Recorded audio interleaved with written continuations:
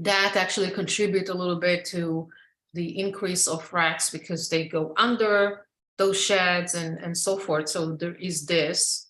The street cleaning cars can't kind of, they have to go in and around. So maybe they can't go right to the corners, like around the shed. So that could be an issue, but they should come up with a solution. If they allow those sheds to remain, then there should be some sanitation solution for that. How do you? Interestingly, I just got an email from Debbie Navavian, who heads the traffic and transportation. And on Thursday, we're meeting. One of the topics is to discuss she called them eateries, street eateries, but it's the sidewalk sheds and how, because I guess the city is now starting to look at that more seriously. Yeah. So it'd be interesting because I agree with you. That's a big problem also that's causing the rat problem. But it looks like we're getting more people. Yeah. It's not just you and I tonight. Hi, good evening, everyone. I'm switching to my laptop, so just bear with me a moment.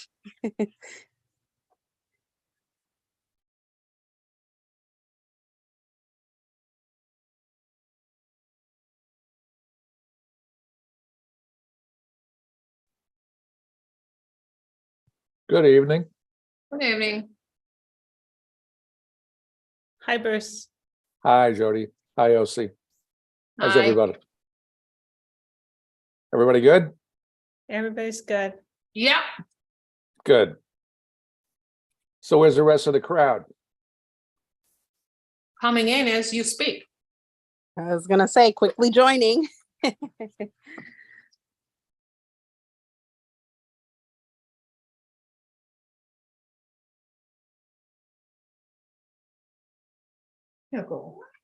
Yeah.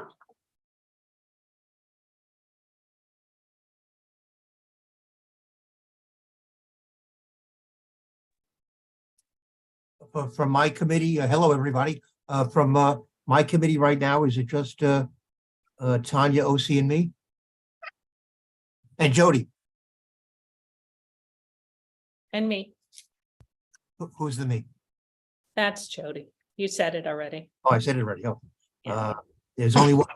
As far as I know, there's only one Jody on my committee. Yeah, and from housing, myself, Bruce, Emily, Jay. I think that's all I see for now. Oh, I also have a J. But actually, I haven't seen him in a while. See, we haven't seen you for a while. By me, what I mean is like, Like what? Oh, thank you. Now we can see you. There you can see you. I look basically the same. Okay. No changes. I wanted to confirm. Okay, all right. Well, okay, can I now go back into hiding? Oh,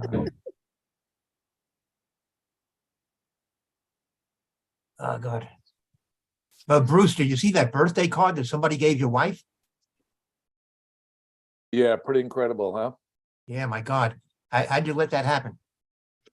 I don't know. The internet is loosey-goosey these days. Yeah, gosh, man. Come here, Will. Come here. Has Christine Birthday joined us? I don't see her. Oh, here she is.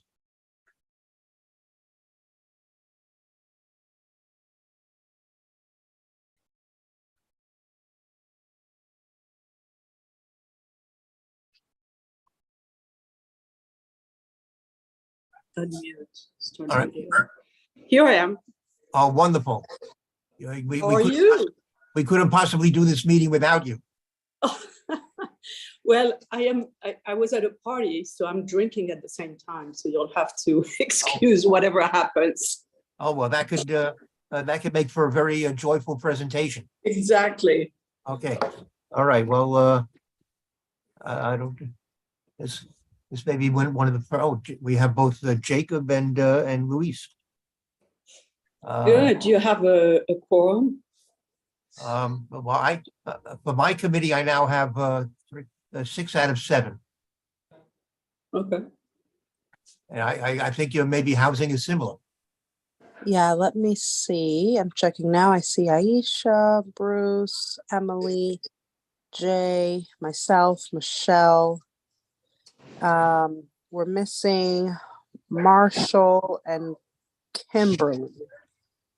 But you do have a quorum, right? We do. Yep. Uh, y- y- all right. Do you have someone at your end taking minutes? So I wanted to check because Aisha kindly agreed last month to take the minutes for March. Aisha, is that still okay on your end? I did, yes. Okay, wonderful. Thank you so much. All right, so Aisha, would you be taking minutes throughout the whole meeting? Yes, and probably rewatching to make any additions, corrections, make sure I get the full substance of the meeting. All right, very good. So your minutes could probably they'll cover both committees. Yeah, I think that we can do it that way. It could be joined. Exactly. Right. Okay, everything we do tonight is joint. Okay. Do you want? Wait, that's the cannabis committee. Sorry. Oh, gosh, I was afraid somebody would pick up on that. Okay. All right, so should we get started? Christine, you're gonna have to leave precisely at 7, is that correct? Or do you, Approximately, yes. all right, so you do have a little flexibility. Yes. All right, fantastic. Well, Mario, do you want to open the meeting or should I? Oh, if you can. Sorry, my laptop's being a bit weird right now. Go ahead, Simon. Over to you.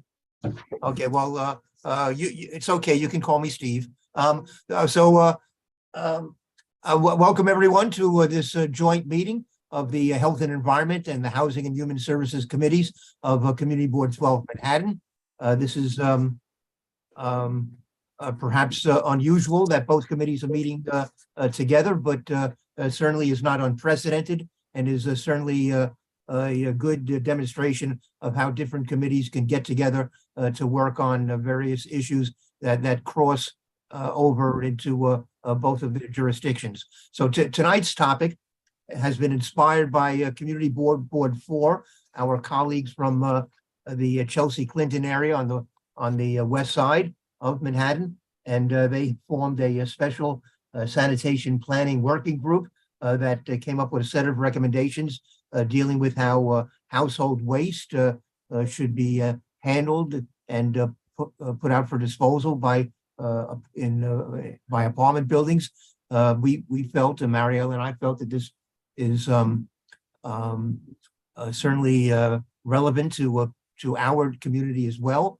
So we invited the co-chair of that working group from Community Board 4, Christine Berthet, to join us and make a presentation and run through the various recommendations.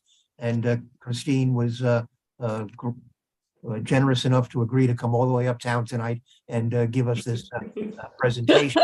So we have agreed, of course, to reimburse her for her travel. So I want to thank you, Christine. It's great to see you. Marielle, do you want to add anything? I probably haven't said all that needs to be said. Not much to add. The only thing is that normally on the Housing and Human Services Committee, we normally just introduce ourselves and just give Yes.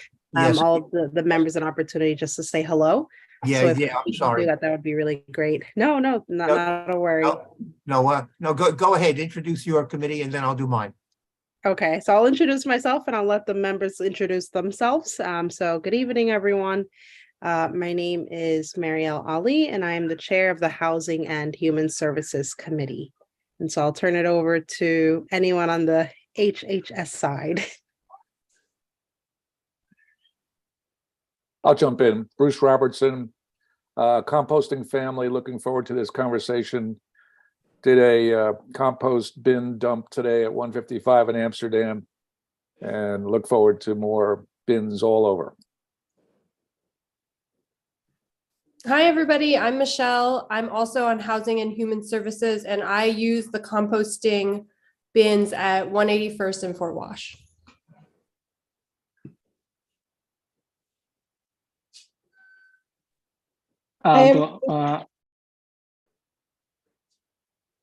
Hello, Um, my name is Aisha Ogilvy. I'm on the Housing and Human Services Committee, and I've been on Community Board 12 for 10 years. Marshall Vanderpool, public member, Housing Human Services Committee. Richard Allman, member of Housing and Human Services Committee and an alumnus of Health and Environment. Jay Baez, new member to the board and member of the Housing and Human Services Committee. And I guess I'll pass it to OC.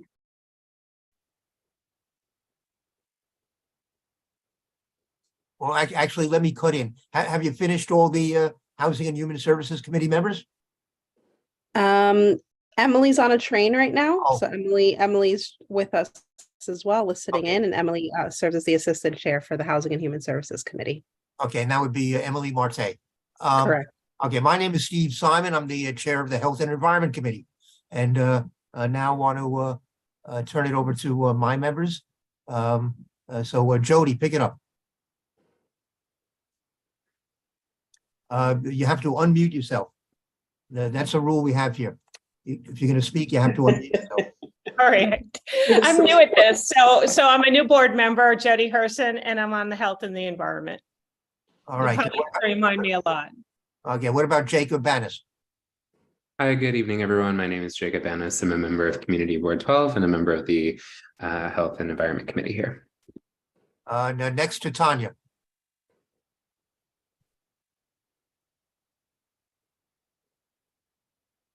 Tanya, come in, Tanya. Maybe she stepped away. Luis Cruz. Good evening, everyone. My name is Luis Cruz. I'm a member of the Health and Environment Committee.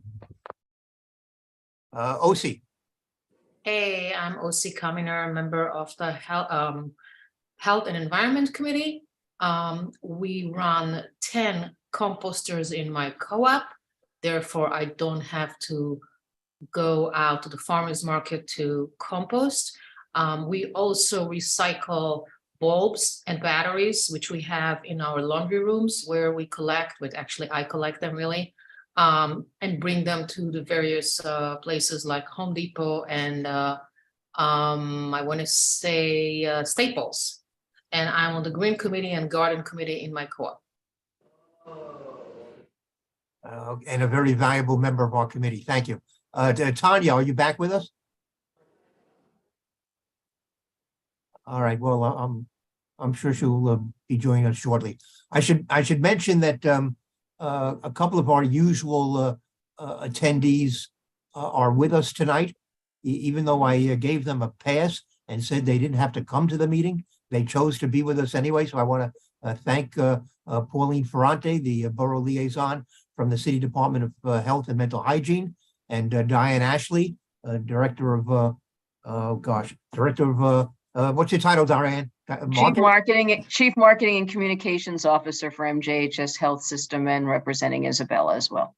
That's what I was going to say. Yes. It's exactly what you're going to say. Exactly. I had it in front of me. I wanted to see if you knew your title and could recite it by heart. So I'm glad the two of you have joined us. We can call upon you later on if you want to give brief reports.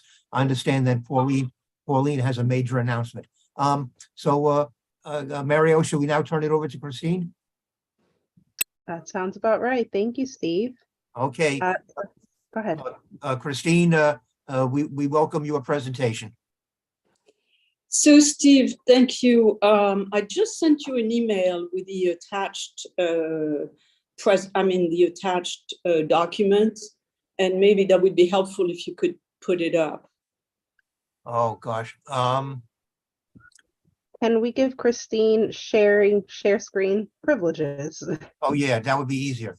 I know, but then I have to go Oh. find it for 1 second. Okay. Oh, what? Because I'm on an iPad. I'm Okay, on a got it. So if computer, you- and it makes it a little difficult to share. Sure. But I Okay. just sent it by email. Okay. Okay. Anyway. Well, Marielle, can I send it over to you?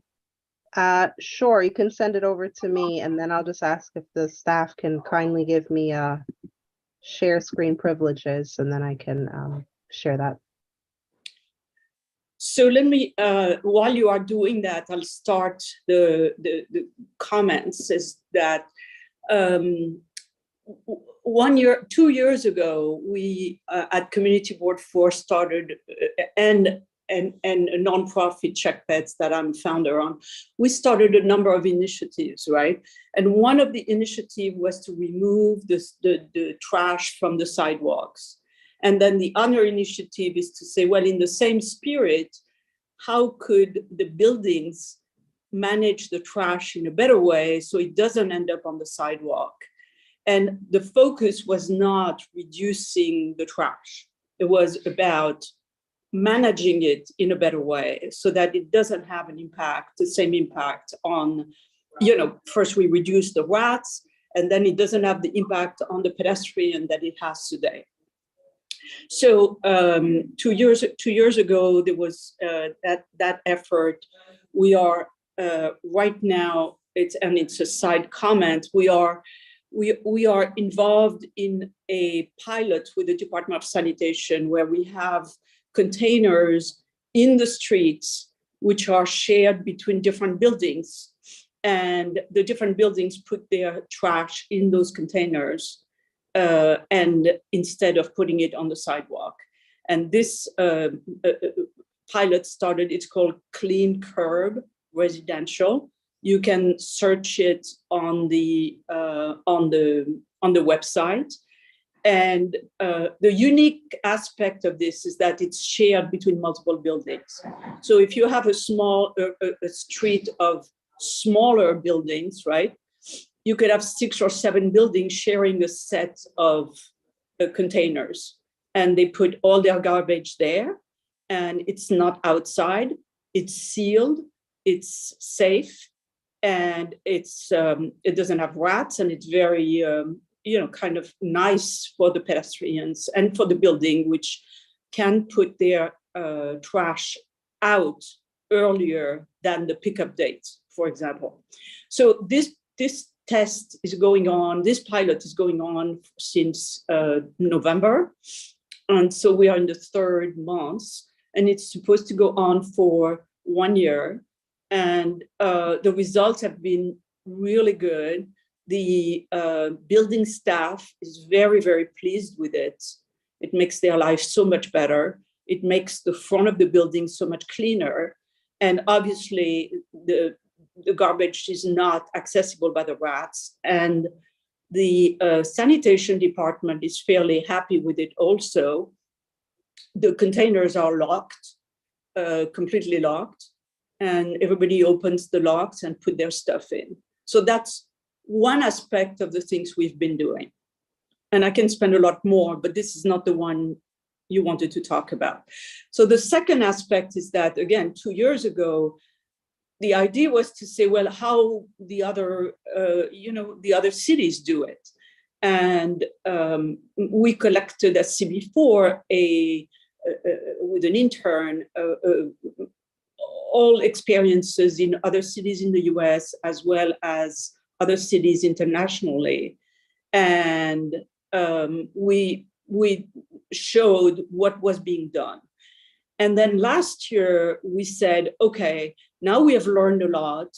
Why don't we try to figure a recommendation for buildings on how to better manage their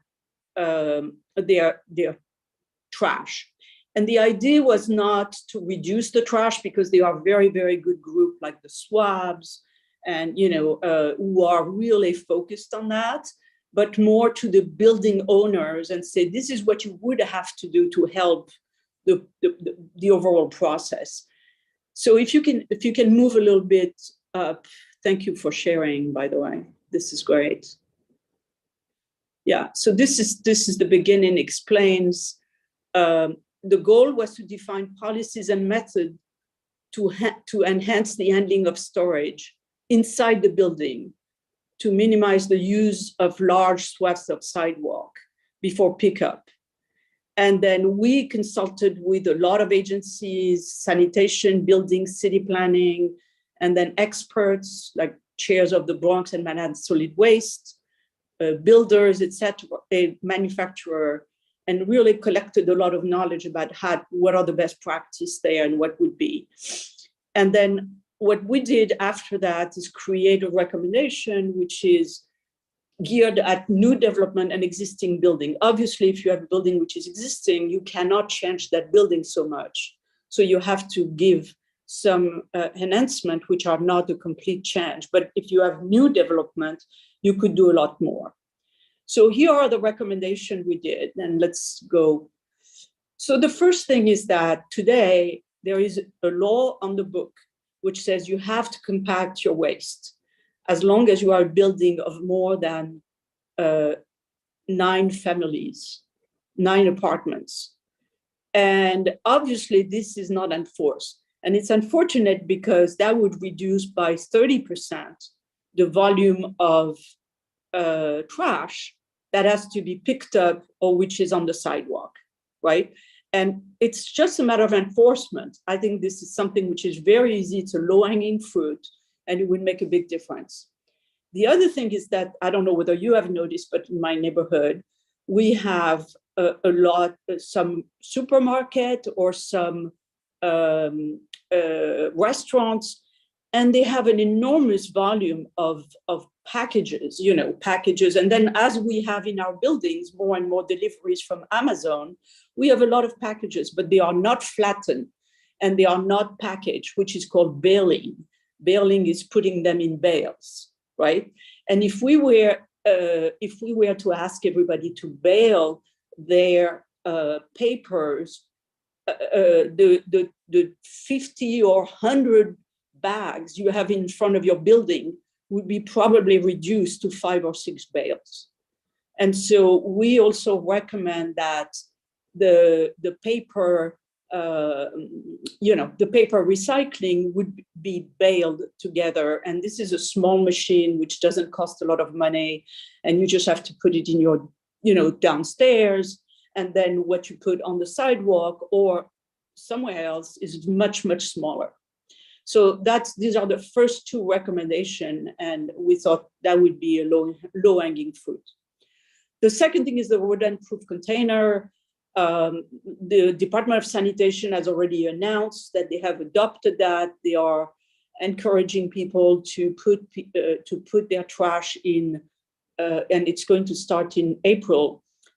Put their trash into containers, and if they are not in containers, you have to move it out by 8 o'clock. If they are in containers, you can move it out by 6 o'clock.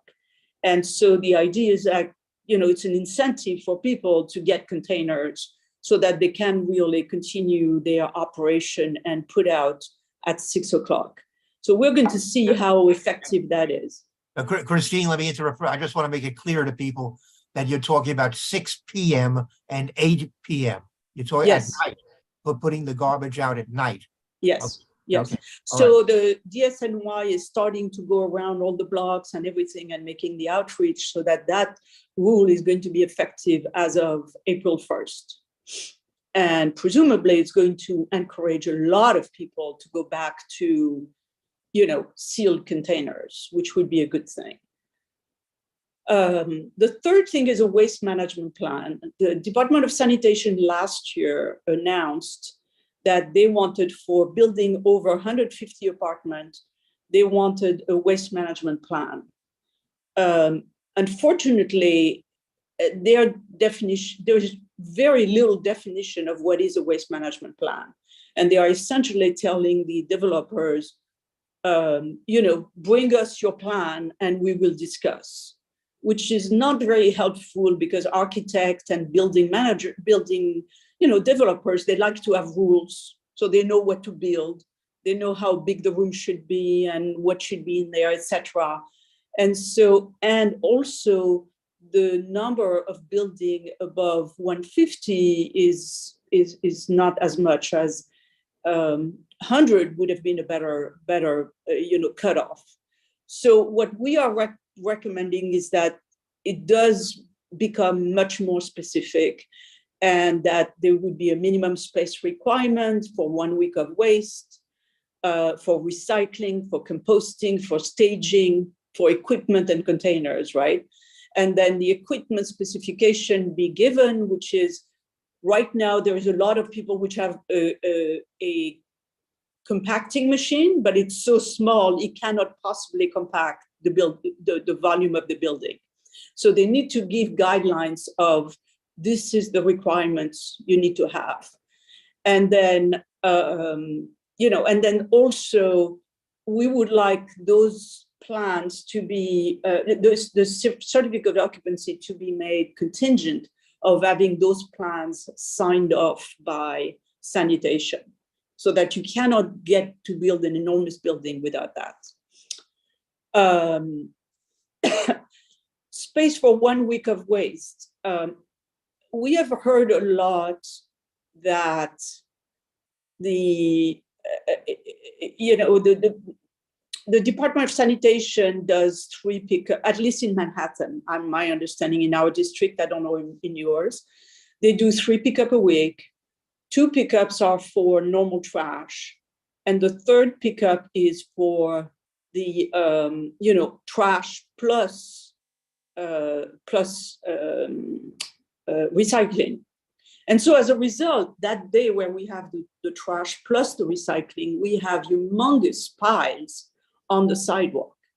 So if the buildings could accumulate the trash for longer, for at least 1 week, it wouldn't be necessary to put out the trash for the 3rd time. The 3rd pickup could be just for the recycling. And then it would be much less overwhelming on the sidewalk, right? And then you could accumulate your trash until the next trash pickup, which is less than 1 week, but still there would be space for that. So I think we think that would be a very good way to reduce what is out there. A staging area accessible to the street. We're now thinking about very large apartment, 150 and plus. And, no matter what you're going to do there, this is going to be an enormous volume. And the sanitation staff is not allowed to get inside a building. So what we were suggesting is that there would be a sort of, a shared space, which is under the building, but which is open to the outside, where these buildings could accumulate their trash and not put it in the street or on the sidewalk, because the volumes are just going to be too much for managing. And then place waste in the curb lane or putting after 8 o'clock is the same that the Department of Sanitation has adopted. And we are delighted that they have adopted that. So that's the first part of it. Do you have any questions before we get to the second section? I have a couple. Yes. So it's my impression that many of these requirements or changes that you're suggesting would basically apply to new buildings. Okay, so I'm going to talk about that, yes, in 1 minute. I'm going to talk about what's applicable to new and old. Yes. Oh, okay, great. Because the last thing that you mentioned doesn't seem feasible for existing buildings to provide some off-street space where they No, can... no, it's not. It's not. Oh, okay, okay, Yeah, very good. yeah, And let me one more question. I was under the impression that there is a current requirement that cardboard boxes be baled. Is that not the case?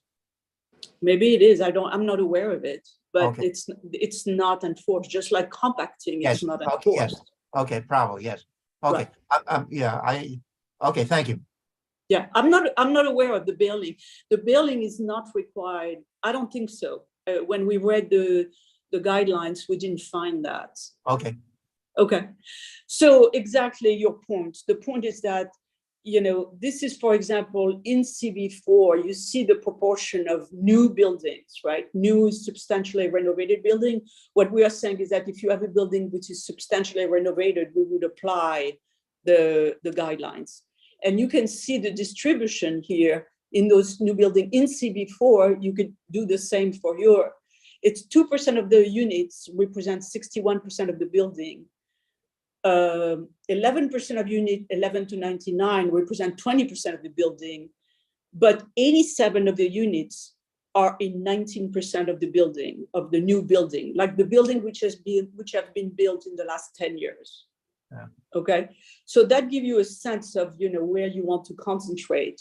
Yeah. And then here we would apply all the requirements, right? Because these are brand new building and they can do all of it, right?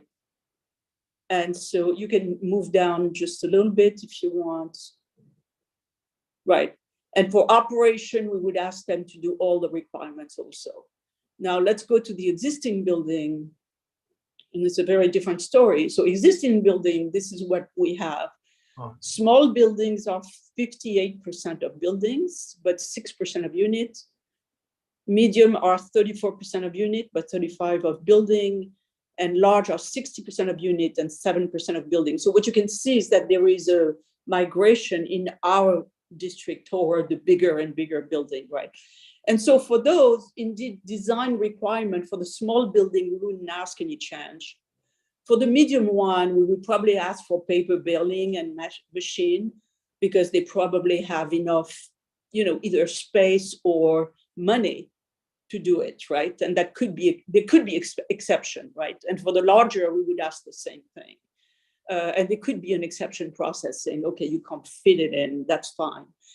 But for the operation, we would ask some of the operational change, which is use the rodent-proof containers, which is compact the waste, and this would be the change we ask, which is pretty much what the city has just asked them to do. So that makes the difference between the two sets of buildings. And then if you continue, then we had then we showed what would need to be changed. Keep going in the next page. So this is what would need to be changed by each of the agency in order to execute that.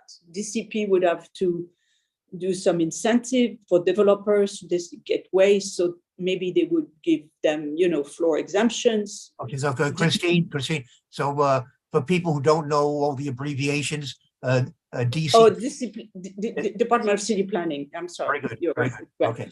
And then for the Department of Building, for the large buildings, they would require waste staging area accessible from the street. They would require compacting and building equipment and the waste management plan.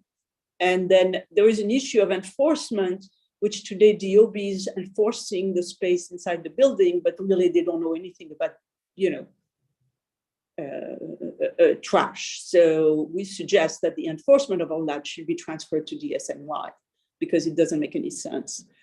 And then DSNY would have to, provide the clear guidelines, do the management plan, clear specific requirement for the waste management plan. Can you move up just a little bit? Because I have the pictures down there, so I can't see anything. Oh, okay. Right. So these are everybody would have to do a slightly different things, right? So that's pretty much it. I mean, this is what it is. We have sent that to the Department of Sanitation. They have not responded.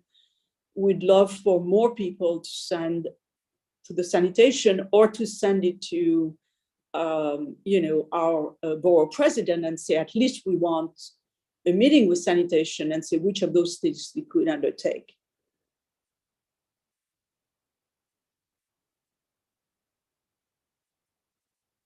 So that's it, essentially.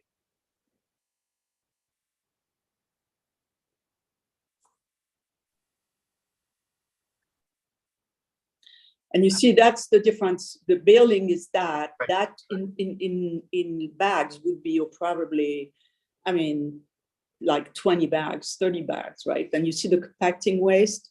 So that you save in baling and composting, you save 30% of the space, which I think on the sidewalks, etc., would be a big difference. And then the sealed containers, you know, this is a sealed container for one building. This sealed container on the left, I think Steve, the Parks Department used those.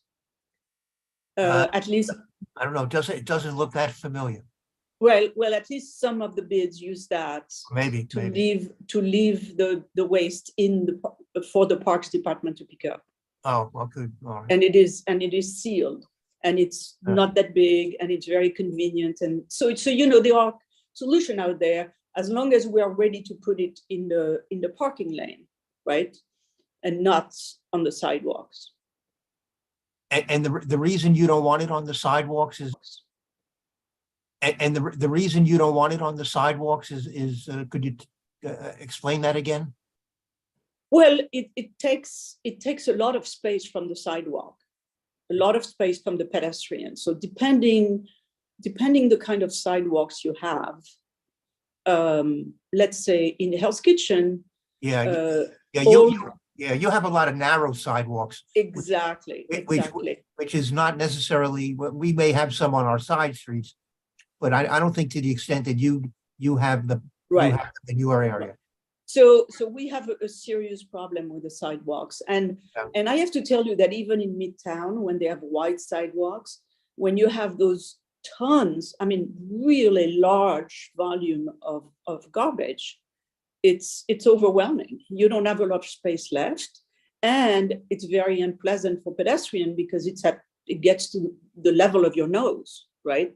So you are really walking right into a garbage, you know, center, and it's very, very unpleasant for pedestrians, and I think unhealthy. Mario, keep this on the screen for a moment. I just want to ask one more question before we have some hands. But how were you able to calculate this breakdown of the different size apartment buildings? I'll send you the link. There is a link, a DCP data set, which is public. Oh, okay. Where you can really sort through that and download your subsection, and then it shows you the number of units and broken out by different size buildings. Well, what you do is you define your size. So what we defined was saying 0 to 9 is a small building, you know, 9 to 99 is a medium, and above 100 is big. Yeah. And once we define those categories, then we sorted everything by that. Okay. And then you can see what has been built in the last 10 years or what has been built for what is already in place. You can see pretty much everything. Well, you probably have had a lot more new construction than we have. Yes. So that would be one difference. Right. Mario, should I go ahead and call upon OC and Jody? Yes, because I'm sharing my screen, it's hard for me to see who has their hands up. So if you wouldn't mind doing that, that would be helpful. Thank you. All right, OC, yeah. You have a comment or a question? I have a question. Back in 2019, a few organizations proposed to have buildings start paying for the trash they produce. Was there any conversation about that? Is that in the making? Do you have any more information about paying for trash? Because technically that will reduce how much trash. Yeah. We don't have any information. We got some presentation of the option, and we thought it was a very good idea. But you know, it was for the scope of our project. We thought it was too big a leap. Right, our project was essentially to say, look, you know, everybody's trying to. It's going to be probably difficult to do, and it's going to take a while, where what we're talking about here is very easy to do. And it doesn't take a while. So we opted to focus on why don't we get the buildings to manage, and by the way, if you ask the building to keep more stuff inside, that's an implied incentive to reduce the volume, right? Because they are saying, no, I'm responsible for it, you know, and it's taking more space in my building. And you know that the developers are going to be aware of that. And so it's kind of set the stage to say, look, you're responsible for all this trash and you have to do something about it. Don't just dump it on the sidewalk or dump it on the street.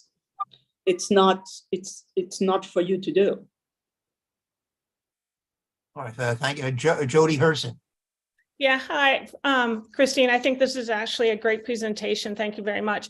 I'm curious, does the waste management plan that you suggest new buildings submit, can it also, is it something you're considering for existing buildings as well? Because I think that every building, especially in Washington Heights, has a different set of circumstances. In some cases, the egresses are very different because of our hilly situation. We have stairs that we have to haul containers up. We have narrow pathways that are egresses for garbage that, you know, follow a small, narrow pathway that are very hard to navigate. So I think that my thought is that every building should be responsible for submitting a waste management plan to. Well, yes, I agree with you. However, as you said, if you have a physical setup that cannot be changed, you know, no matter what the management plan is more about how much space you are dedicating to your garbage, right?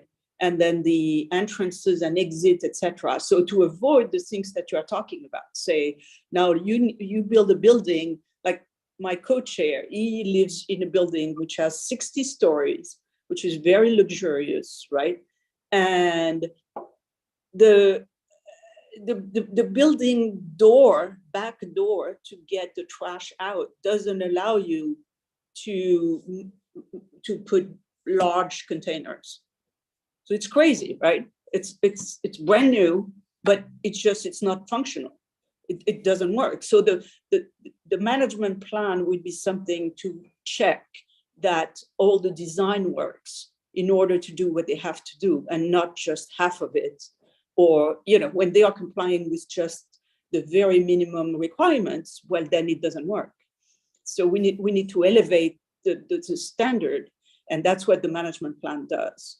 The management plan does not tell them how to do their job. Right. No, but what I'm thinking though, and I'll try to make it quick, is that, you know, I think a lot of your plans work for everybody. It's just that in some cases, some buildings may require the shared or the clean curb concept, where they, you know, have a little wagon and they wheel out their garbage and they don't haul containers out. So I'm just wondering whether, you know, in our waste management plan for all our existing buildings, they could possibly, you know, submit something so that we know which ones would actually need to have containerized systems on the street that are shared, and those that, you know, are just. Yeah, Jody, I think you are making a very good point. We were not as ambitious as you are, or as rational as you are. We are trying to set up things for the people for which it would be the easiest to do. But yes, I think a waste management plan for each building would be a good idea, and it should be reviewed and say, okay, are you doing it the right way or not? You know, right. And what's the best way if we can share? Right. The only other thought that I have is, I think it's very important in a program like this for its success to have super involvement. And the only way that we're going to have success is if we do have our supers involved in dialoguing about this. So I was wondering whether we did have any super involvement. Did they have a voice in looking at this plan? And secondly, would we consider possibly an incentive program? So, you know, where.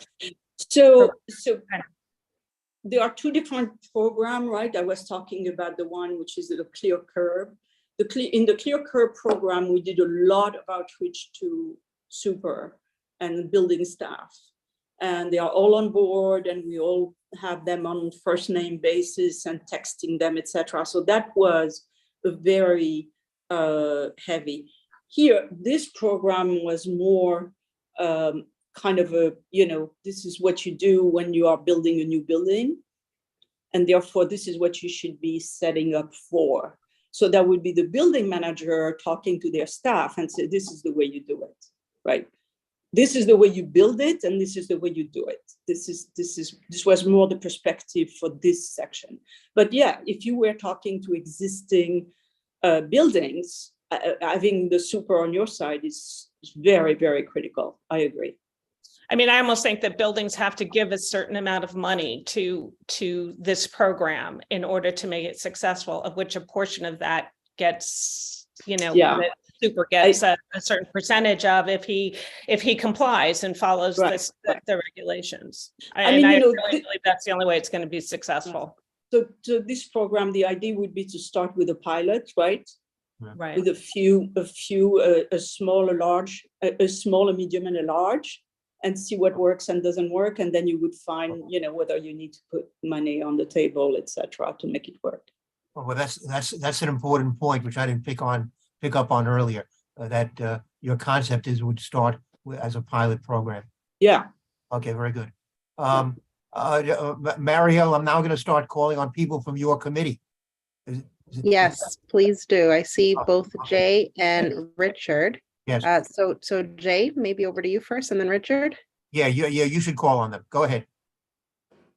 Okay. I just had a question, because you said you spoke to DOT and city planning, and I'm assuming DOB. Is that correct? Yes. But you only sent this over to sanitation? Oh no, we send it to everybody. I'm sorry. I was doing shorthand. And no one has responded? No, when DOB came to us, and we had a lot of back and forth with DOB and all of these agencies with a lot of questions, etc. And DOB essentially said, tell me what you want them to do, and I'll put it in my rules. So DOB was like, as long as sanitation wants something, or DCP wants, or city planning wants something, then I will implement, essentially. Okay. But when was it that you sent them this? We sent that in September 22. Yeah. Oh, okay. And am I correct? You said you already started the pilot, or? No, so this is a different pilot. What we started as a pilot is what is called a Clean Curb program. And we are, with my nonprofit, which is called CheckPads, is partnering with DSNY to do the Clean Curb program. And that's a pilot which is underway. This is a different initiative. I'm sorry. But Christine, I'm sorry, the Clean Curb program, I believe, may only be in effect on 1 or 2 blocks. Is that correct? Yeah, it's only on 1 block, which is in our neighborhood. It's 1 block, which is our neighborhood, and we are testing, what works and what doesn't work. I mean, Am I correct? Would that be 45th Street? Yes, exactly, from 9 to 10. Right, 45th between 9th and 10th, yes. Yeah. And how is it working out so far? It's working very well. I mean, we the super and the building staff are very happy, and the building owners are very happy, and the Department of Sanitation is happy, except that because we have locks, it takes a little longer to go through the block. Well, shouldn't it be shorter because all of the garbage is now concentrated in a particular? No, because they didn't have locks before. Now they have to open the locks. Yeah, right. So, in the next iteration, ideally you would want automatic locks, right? Which turn on and off. Yeah. But we didn't have the money in that pilot to do that. Right. So we have discovered that, and we have learned that, and we are changing the locks to make it better. But at the end of the day, you probably need to do automatic locks to have the thing work. Yeah, there's got to be a with all the new technology these days, there's got to be Yes. a quicker way in which they can just snap something and Yes. use a smartphone, open up the lock and get to it. Right. Okay, I'm sorry. Marielle, I'm sure wants to call on Richard Allman. Yes, no, but very helpful conversation. Richard, over to you. Not sure I have a functioning voice here, but let me try. Yes.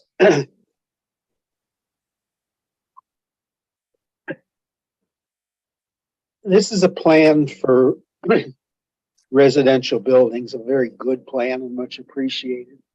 I have a particular concern around small-sized commercial buildings. I run a nonprofit that's in a 2-story commercial building. I don't know the law well, but I'm assuming there are various laws and regulations that are different than those apply to residential buildings. So it's, and as I listen to this, there's some things that are really relevant for us or potentially relevant and some things that just don't fit. Mm-hmm. The 8 o'clock time, given that many commercial buildings, especially if they have offices or nonprofits, operate on a 9 to 5 schedule or something similar, and the idea of paying a staff person to put garbage out at 8 o'clock in the evening is not real practical on limited budgets. So I guess it's sort of a comment and an open-ended question whether there's some parallel planning going on for commercial buildings.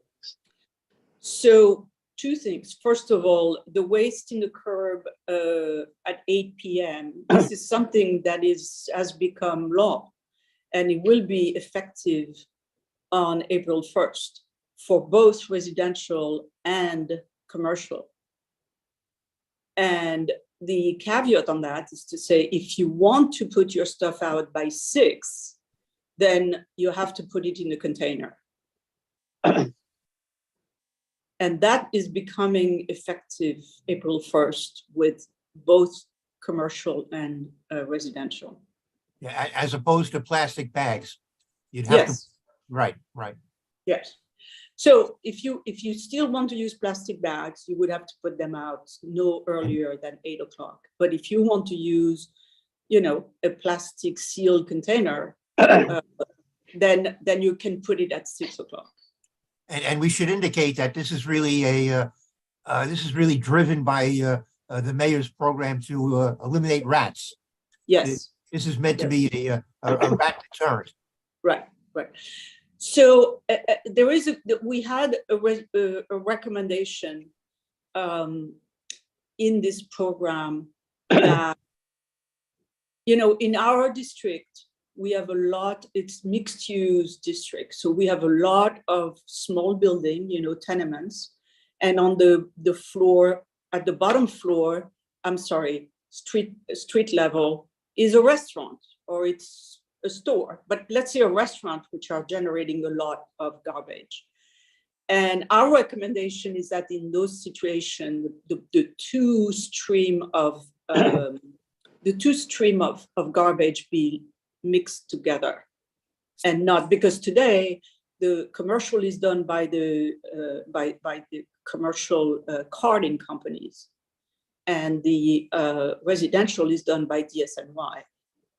But it just doesn't work, as you said, when you have a very small building, and especially when you have a small building which is half residential and half commercial. So we have another recommendation which says, look, on those mixed use building, you should take over the pickup of the commercial, which is only 1 floor, so that you don't have, the floor, two piles in front of each building.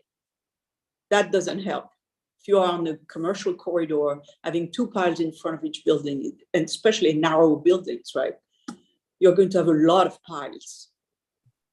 So that's a suggestion we put in this recommendation, which is further down in the text. Well, I'd say that really is a major change. Well, it's, Yeah. it's a thought. I mean, Yes. in our district, if Right. we do everything perfect for the residential, we are still going to be left with a Right. pile of garbage by the restaurants on Yes. every building. And Right. the small building, it's like there are, 20, 10, 15 buildings for every block. So it doesn't, we are not getting ahead here. Right.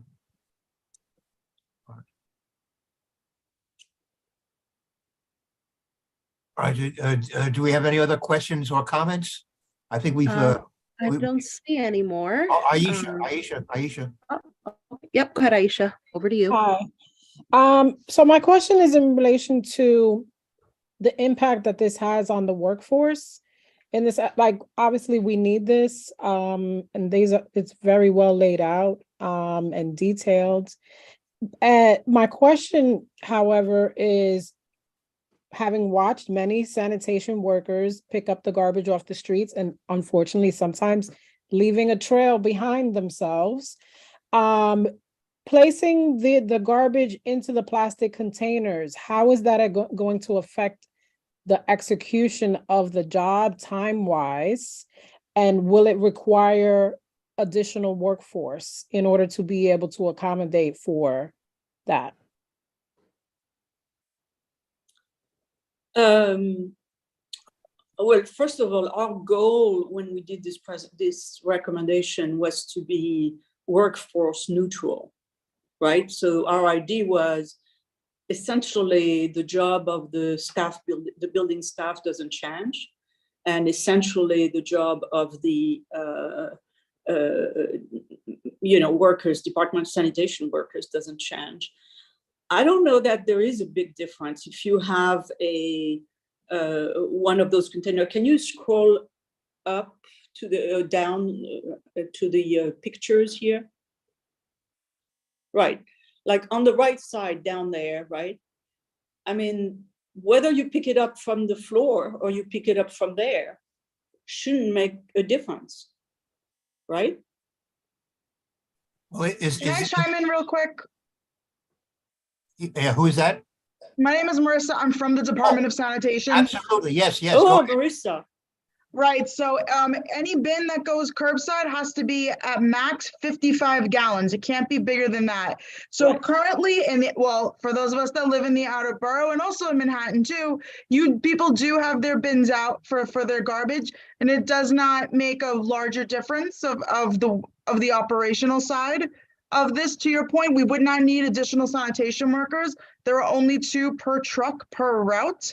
So that just means as one person's in the truck ready to go to the next place and keep moving the truck, the other person is either throwing the bags in the back, or they're taking the bags out of the bin, or tilting the bin because they can lift it at 55 gallons, tilt it into the truck and then placing it curbside.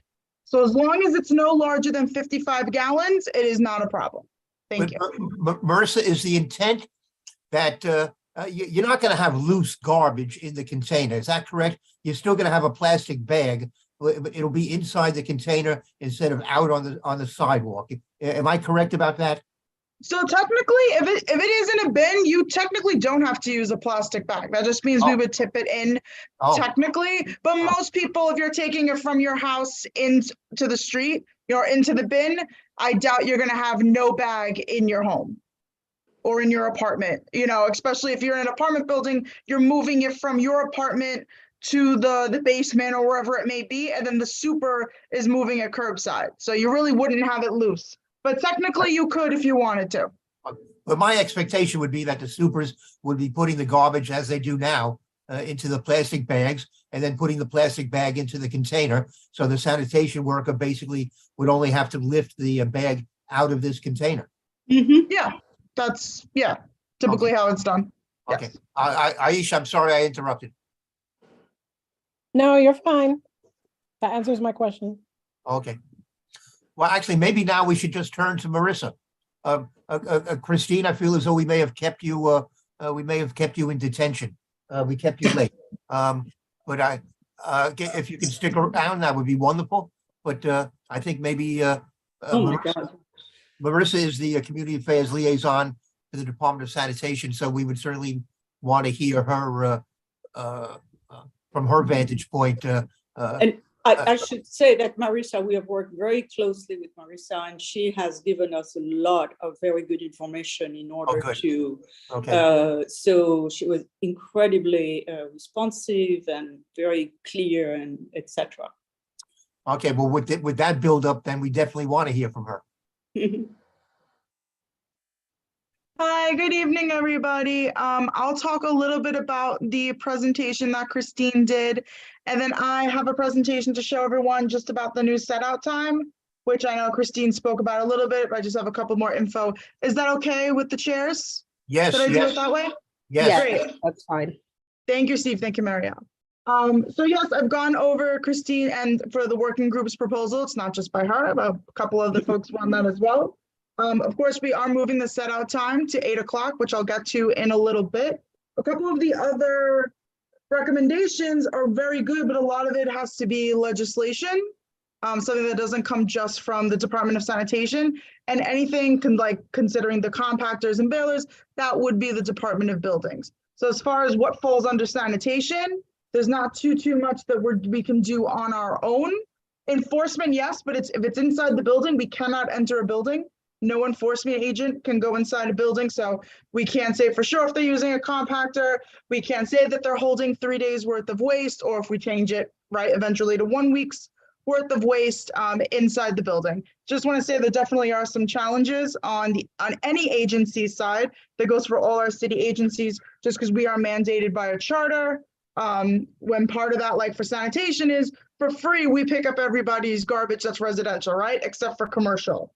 So there was that interesting point of adding that DSNY would pick up residential and commercial. That would probably be one of the biggest union arguments to date, and one of the biggest hurdles to get over. So I know that's not really in your proposal, but just as an example. So there are a lot of hurdles every agency has to tackle with, and just bureaucracy in general. But we do try our very best to keep the city clean, healthy, and safe, and just to make it a better place for all New Yorkers.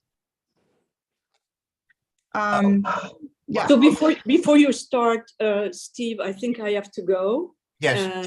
And thank you so much for inviting me. This was very nice.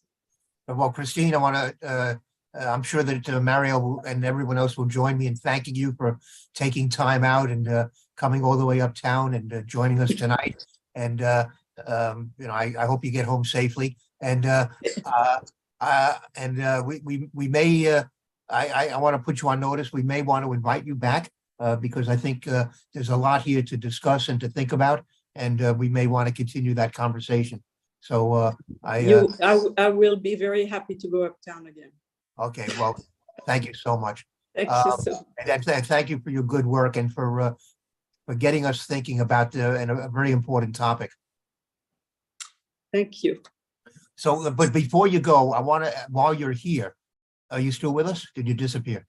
I think we just lost her. Marissa, I'm wondering, I think it would be helpful, is sanitation planning to respond to this set of recommendations? It would be, I think, particularly helpful to us in figuring out how we can work with Board 4 to know which ones require legislation, which ones maybe can be done administratively, which ones sanitation agrees are easy to implement.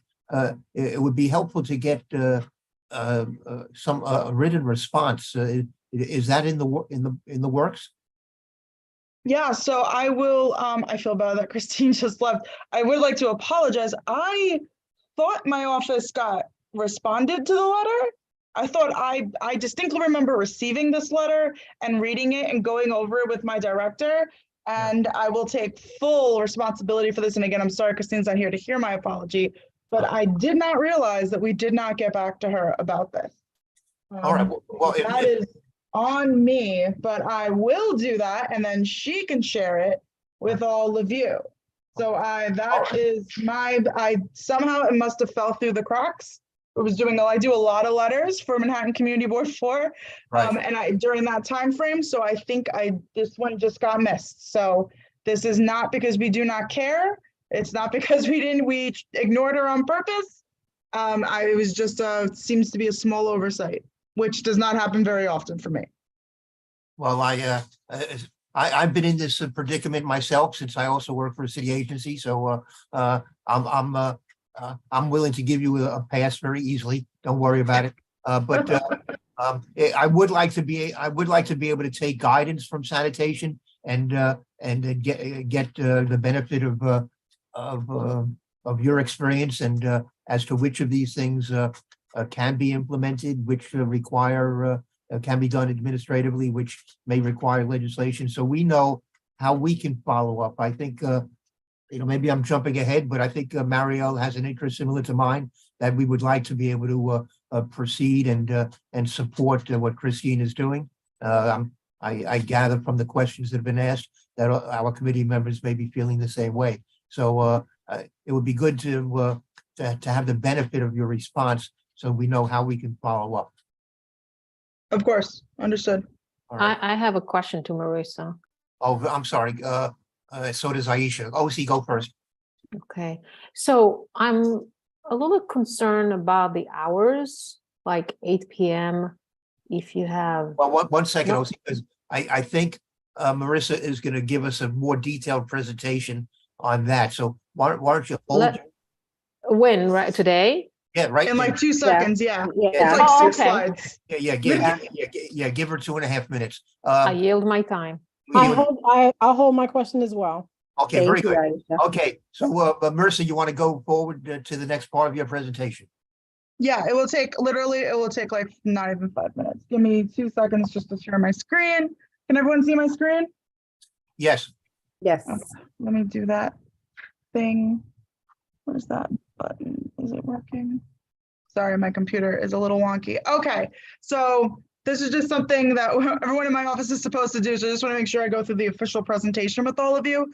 So the new set out time, as Christine said, she stole my thunder. It starts April 1st of this year. So we have a little less than a month until it goes into effect. So what we're talking about is the time when you can place all refuse. This is garbage, recycling, and compost. This is not just for garbage.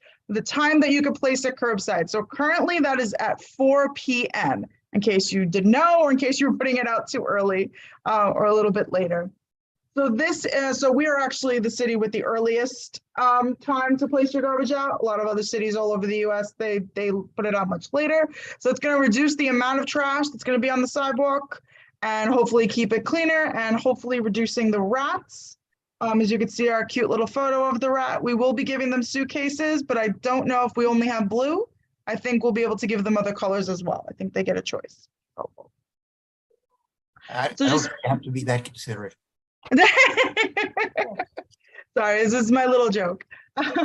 So for residents, they have two options, right? If they're, again, recycling and trash, and this goes for composting as well.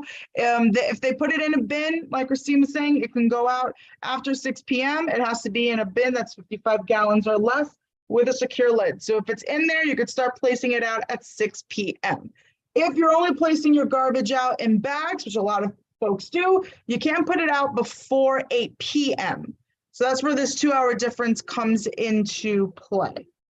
So just to keep that in mind. And as long as everything's out before midnight, you are good to go. We have a shift that starts at midnight.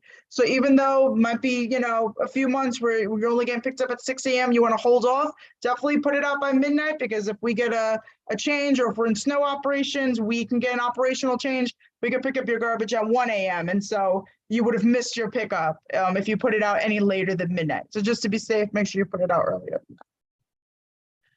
Okay, sorry, I forgot that we changed the thing.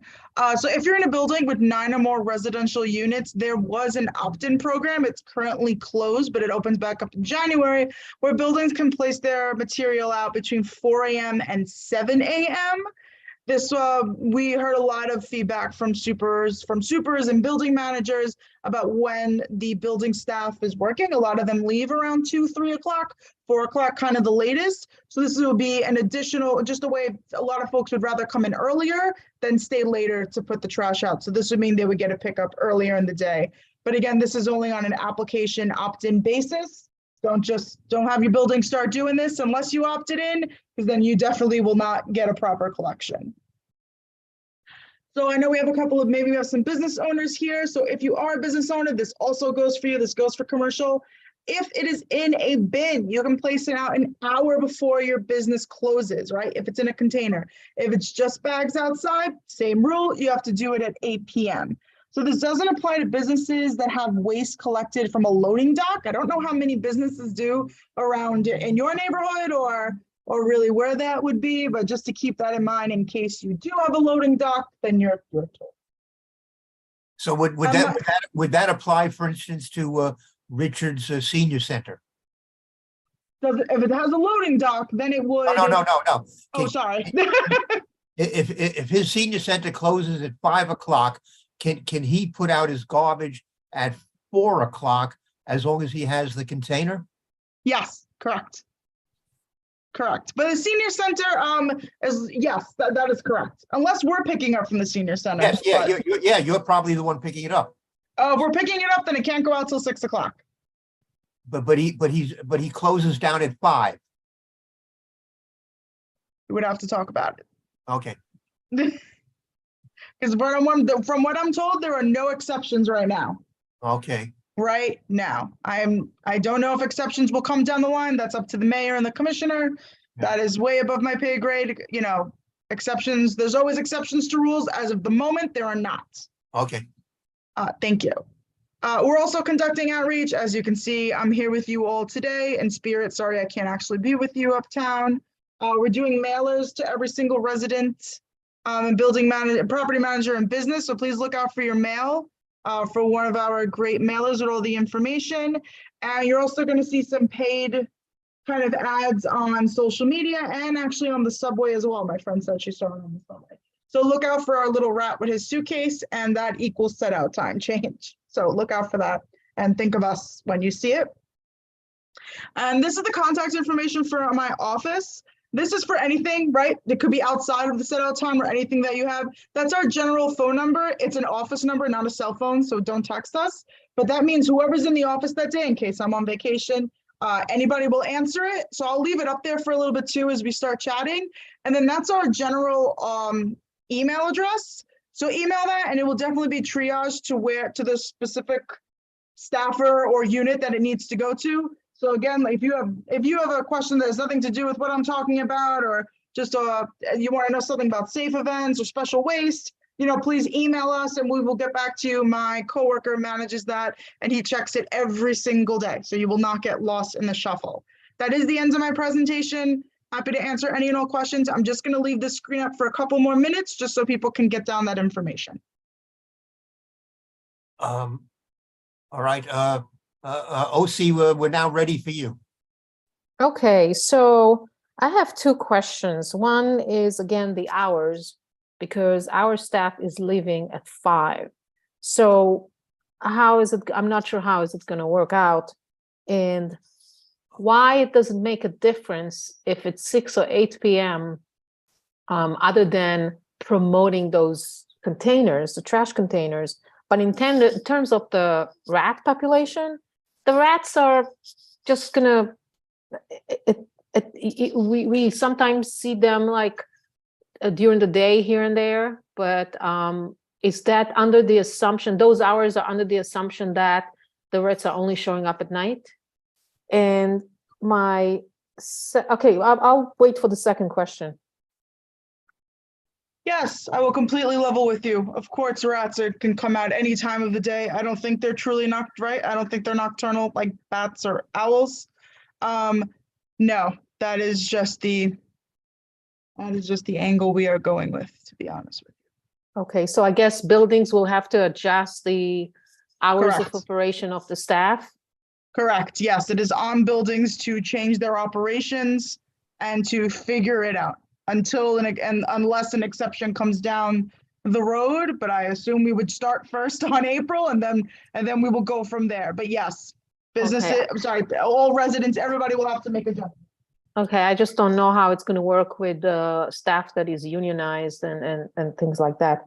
The other question I have, not directly related to that, but somewhat, cardboard recycling. Can building decide on their own to sell their own cardboard consumption?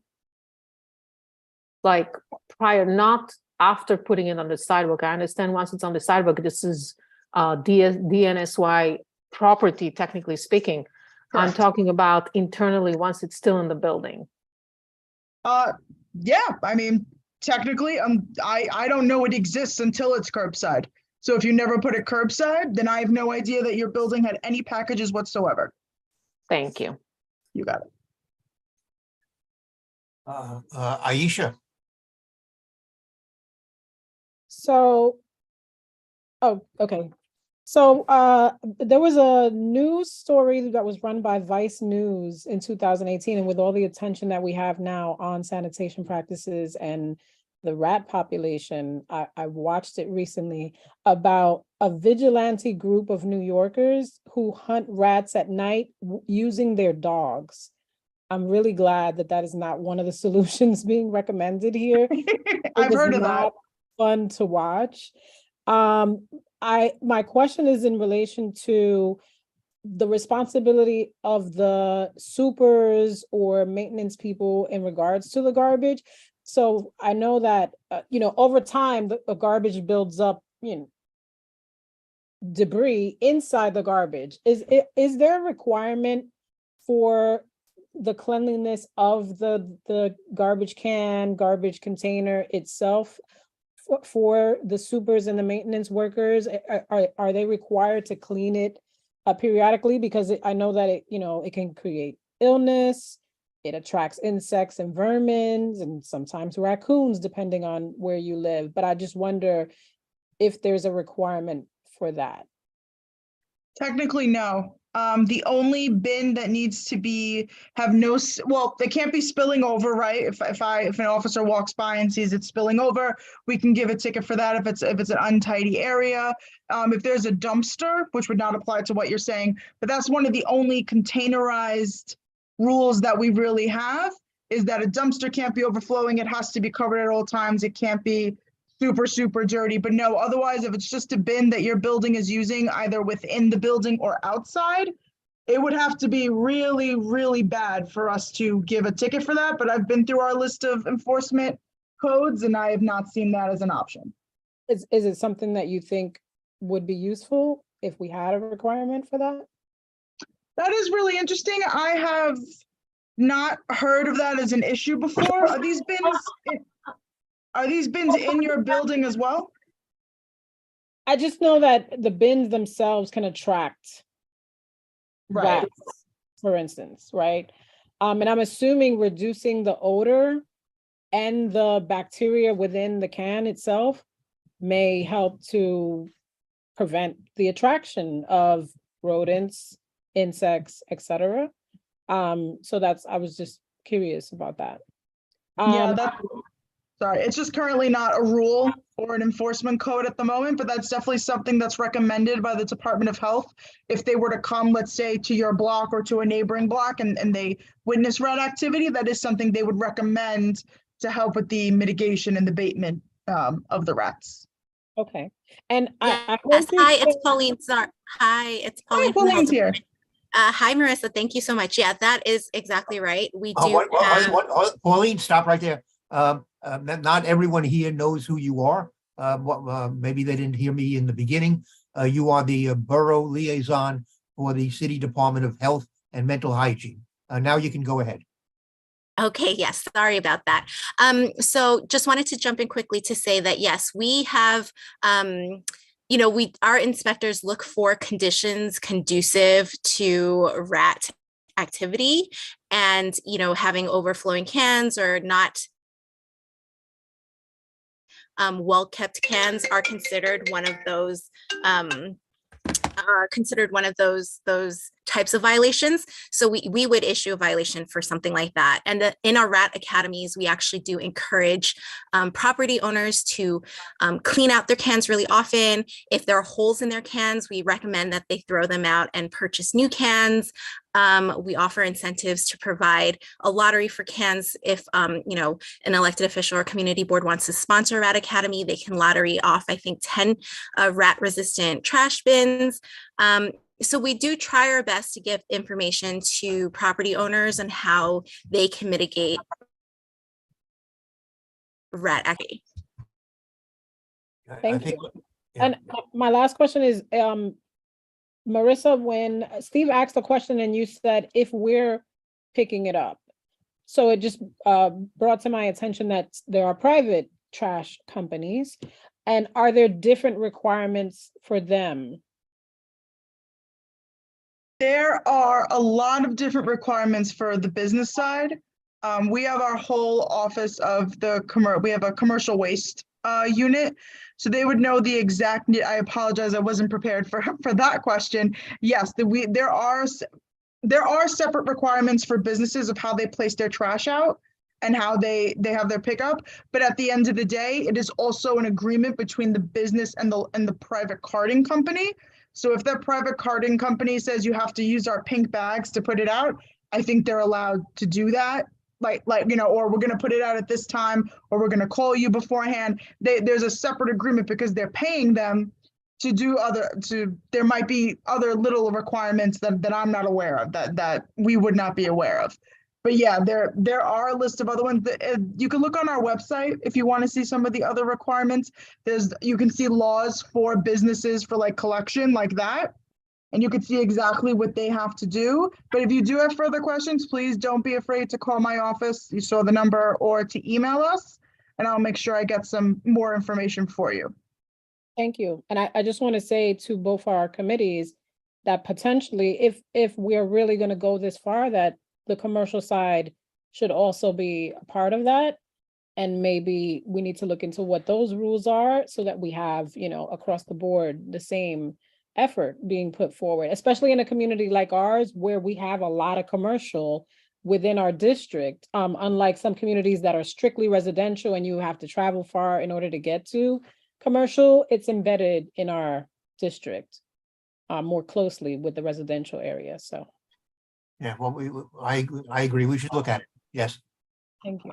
But we can look in business development with that. But it is a somewhat more complicated situation. And I don't know if the city, maybe Marissa probably would know this.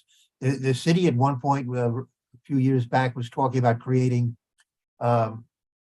distinct zones for private carters. So a private carter, for instance, might have a license to pick up from all of the businesses between 155th and 175th Street along Broadway, because up to now, you could have a different private carter going to to 10 different businesses on the same block and creating all sorts of traffic unnecessarily. And so the city was trying to simplify, and create routes for the private carters.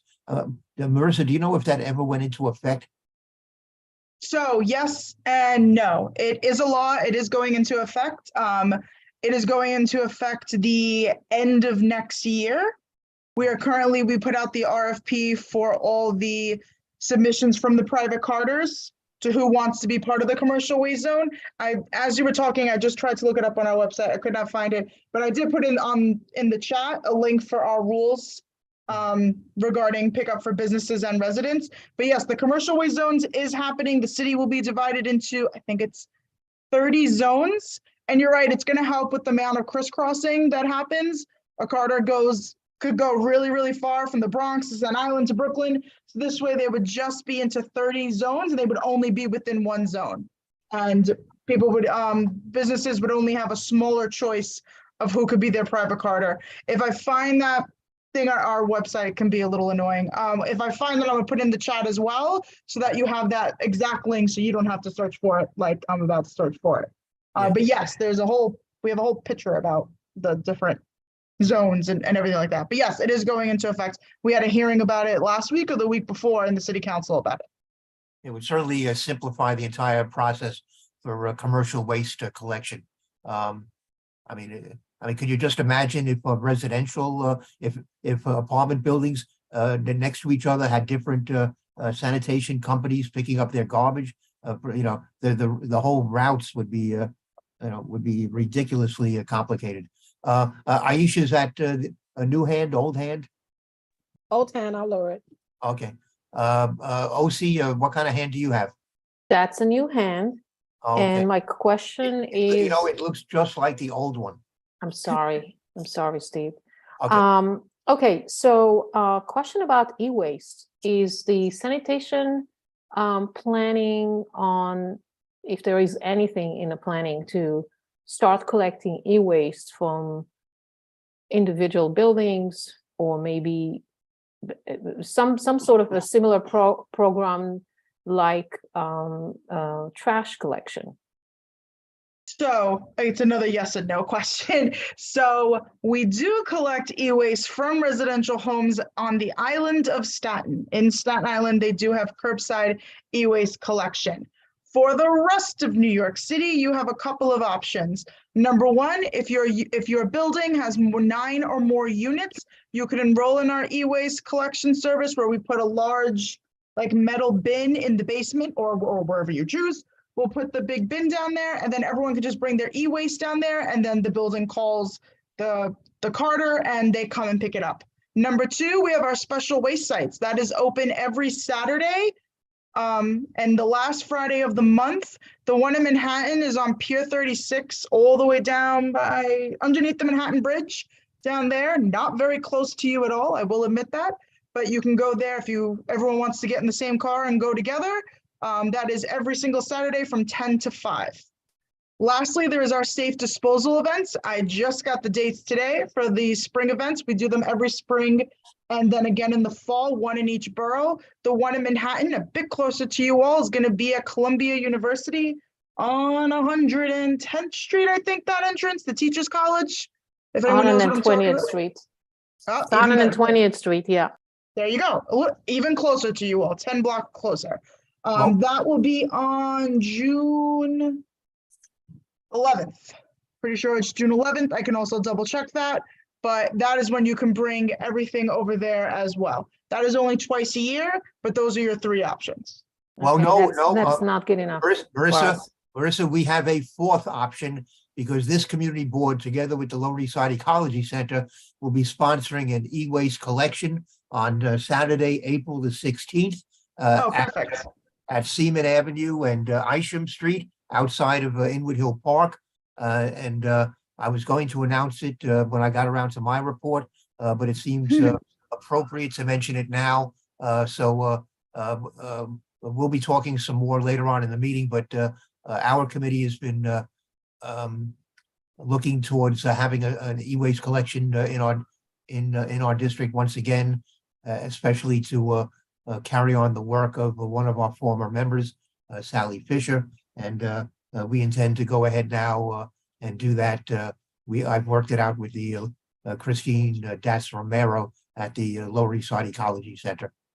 Yeah, but Steve, we should have a resolution at some point that we need an ongoing e-waste collection in our district, because what is proposed, what is available right now is not feasible for our district. A lot of people can't take their time off to go all the way to 36th Pier to do it every Saturday.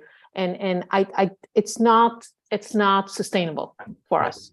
I agree, but Marissa, don't stores like Staples, aren't they also accepting e-waste? Yeah, a lot of businesses like Best Buy and Staples and those folks, I would just say call ahead of time to see exactly what they take.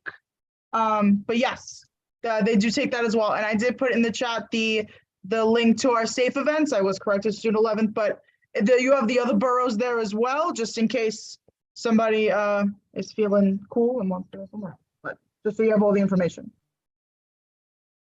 Great. Oh, gosh. Thank you, Marissa. Okay, so Richard has actually looked up the date. So now I don't know whether or not our e-waste event is on Saturday, the April 15th or Sunday, the 16th. I'm going to have to check now with Christine Das Romero, because she told me it was on Saturday, the 16th. So it's, I have a feeling it's probably Saturday, the 15th. So we'll work this. Thank you, Richard. We'll figure this out. Emily Marte has emerged from the subway and now has a question. Yes, now I do have a question. Thanks, Steve. Hi, Marissa. Thank you so much. That was very lots of information there. But I don't know if I'm making you repeat yourself again, but maybe to clarify, these bills that were just passed that go into effect April 1st are both residential and business? Yes. Okay. And then I was curious to know like what changes DSNY and maybe with other agencies have been making so that they could like amp up whatever they need to for the April 1st launch day. Like, do you guys have more workers, more inspectors? Like, what did you find you needed to make sure that these 4 bills actually like happen? I have not been told when we did have a new, sorry, what's the word? A new class of sanitation police were, no, sorry, what's the word? Not waved in, but you know what I'm saying. They were brought on. Thank Sworn you. in? Yeah. Thank you. Sworn, not waved. Sorry. They were sworn in, I think last month or January. Trying to remember. I believe it was the beginning of this year or the end of last year. So we do have new sanitation police workers, sanitation police officers, and the general sanitation worker workforce has not changed from what I understand. I don't know when the last class came in off the top of my head, but we're still hiring from our last list number. And you guys are like doing something in terms of like educating landlords and owners, or so I'm assuming it's the same staff, or it's like new people that you guys are taking in to inform everyone? It's the same staff. We're also pulling from other units. Some people, we've had just some internal moves around. I'm community affairs, but then there's also the commercial waste team as an outreach team as well. So that's 2 outreach teams going. We have assistant commissioner of outreach. We have our public affairs unit. So we have a lot of folks working on this and also reaching out to individual supers and building managers and to businesses. Okay. And then let's say, a regular resident, or maybe not a resident, another owner wanted to complain on this, like if they know that another building isn't cooperating or another business, and yes, they want a NARC because we're all on like the same block, maybe. Who would we call directly? A DSNY, called 311? Like what's the process for that? You can call 311. You can also call my office. I don't know if you saw, I don't know when you came out of the subway. I don't know if you saw my office's phone number that I put on the screen before. Did you grab that? Yeah, but I mean like regular residents, because I know that I have your number, but not everyone is on this call today. So I guess Then they most would call people around the 311. city. Yeah, Yeah, okay. then they can call 311, or please feel free, if it's someone on your block, hopefully they're not knocking on you, but please feel free to tell everybody and anybody. You can give that number to anybody you want. You can give that email address to anybody you want. It's for everybody in, not the world, but everyone in New York City, not just for the people I speak to on calls. Okay, and one last question for me. I don't know if you were here earlier when CB4 was speaking. Yes, I was. Was it Kristen? Christine. But how likely or unlikely would it be to adopt like that kind of pilot program or those recommendations that were proposed? Or if you saw certain things that stuck out to you that you were like, oh, definitely not, or yeah, but we would need like more workforce or something like that. Yeah, a lot of that is legislative. A bit of that is, and involves a lot of interagency coordination. So I don't want to say I really love something, or I know for a fact something's not going to work because things change all the time. So all I can say is that that's going to take a bit of work. The only one that we did do, which is to change the set out time. Making the other rules and other laws and stuff would take a lot more work. So it's not something that can be done very quickly. There will definitely have to be a hearing and, and things like that. So no, I can't really answer that question right now. I'm sorry. Right. Okay. Thanks, Marissa. And then I think Jay, then Jody, and then Michelle. I think that's the order I saw it in. Jay? I just wanted to follow up on, I know you said you gave CB4 a response, and any chance we can also get that same response to see what the response was? No, because I don't think I wrote a response. I thought I did, but I don't know if I did. So that is something that is on the to-do list when the second I get to the office tomorrow is to see what happened after September 20th when this letter was sent. I know I saw it. I know my director saw it. I cannot remember if we responded to it, and I apologize to everyone. Okay, but Marissa, stop beating yourself over the head. But I think what Jay is asking is when you do send the response, could you copy us so we can see it too? Yes, I don't think that's a problem. I can make sure you all see it. Very good. Yeah, I think that's what Jay was getting at. No problem. Okay, thank you. Jody. Yeah, I just have a simple question. If buildings wanted to get the paper baling machines and compactors, how would they do that? Because I think that having buildings have these machines, if they are inexpensive to get, would be important as, coming up against the April 1st deadlines, because I think it'd be a lot easier for buildings to get this stuff out on the street correctly. Like where to buy a compactor or a baler? Well, I mean, that your question? it's been suggested that these are inexpensive and they would be, great assets for buildings to have, but I'm clueless as to how to go about finding the right one. If we could get some recommendations on the type of paper baling machines and compactors, I think it would be great. I'm gonna level with you. I have absolutely no idea what type of compactors or balers are on the market at the moment. Anyone is totally fine. You don't need one to abide by the April 1st law. It was really just in the recommendation for Christine. But no, I'll be totally honest with you. I have no idea where one would buy one. Okay, thanks. Don't want to lie to you. All right, we may have to go back to Christine for that one. Michelle? Hi, Marissa. Thanks for your presentation. My question is about composting. I, make it to the Thursday composting site, but it's only open for about 3 hours once a week near me. And I'm wondering what the long-term plan for composting is, as I've noticed more of the smart bins are opening up, but sometimes those are full as well. And so it can be really hard to find somewhere to put your compost. And then if it makes it more difficult, fewer people compost, because this is a lot of the stuff that like rats really like, it exacerbates the rat population, especially in the area that I live on Bennett. So I'm wondering what the strategy is for composting in Manhattan. So we are going to add, I do not know when, I don't think they were added yet, 150 new smart compost bins to the island of Manhattan. I don't know how many more your district is going to get, because as I look at the map right now, there's like nothing below, what street is that? It doesn't matter. Nothing below 100 Street. So something tells me those 150 are going to go below 100 Street. Do not hold me to that, because I have no idea and they have not told me. But curbside composting is coming to Manhattan. Oh, what is that date? October 2024. What's this year? 2023. Next October, it is coming to Manhattan.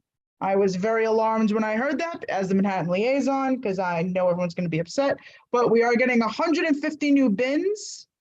And then starting October 20, if you could hold out another year and a half, then you're going to get it right outside your door. And at that, I'm sorry, Michelle, at that point, would each building be getting some kind of a special bin in order to contain the compost? I do not think so, because we're currently not giving them out to anybody. We have not been giving out bins. I thought there was going to be a special, easily identifiable bin, so that for the there was the past tense. Yes, there was. If you still have yours from before, that is a collector's item. As of right now, we are not giving out new bins, but you can get a free orange sticker online that will mail it to you. And then you can get a free one that way, and you could stick that on any little bin you want, and we'll know that it's your compost. Oh, all right.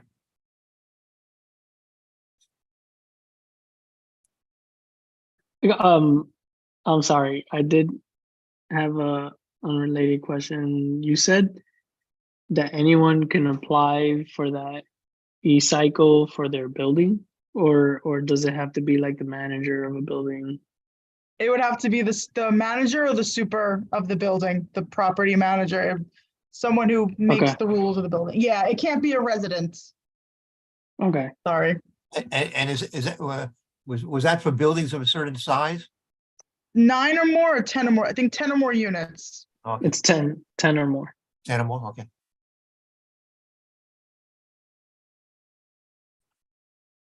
All right, do we have any other questions for Marissa? All right. Marielle?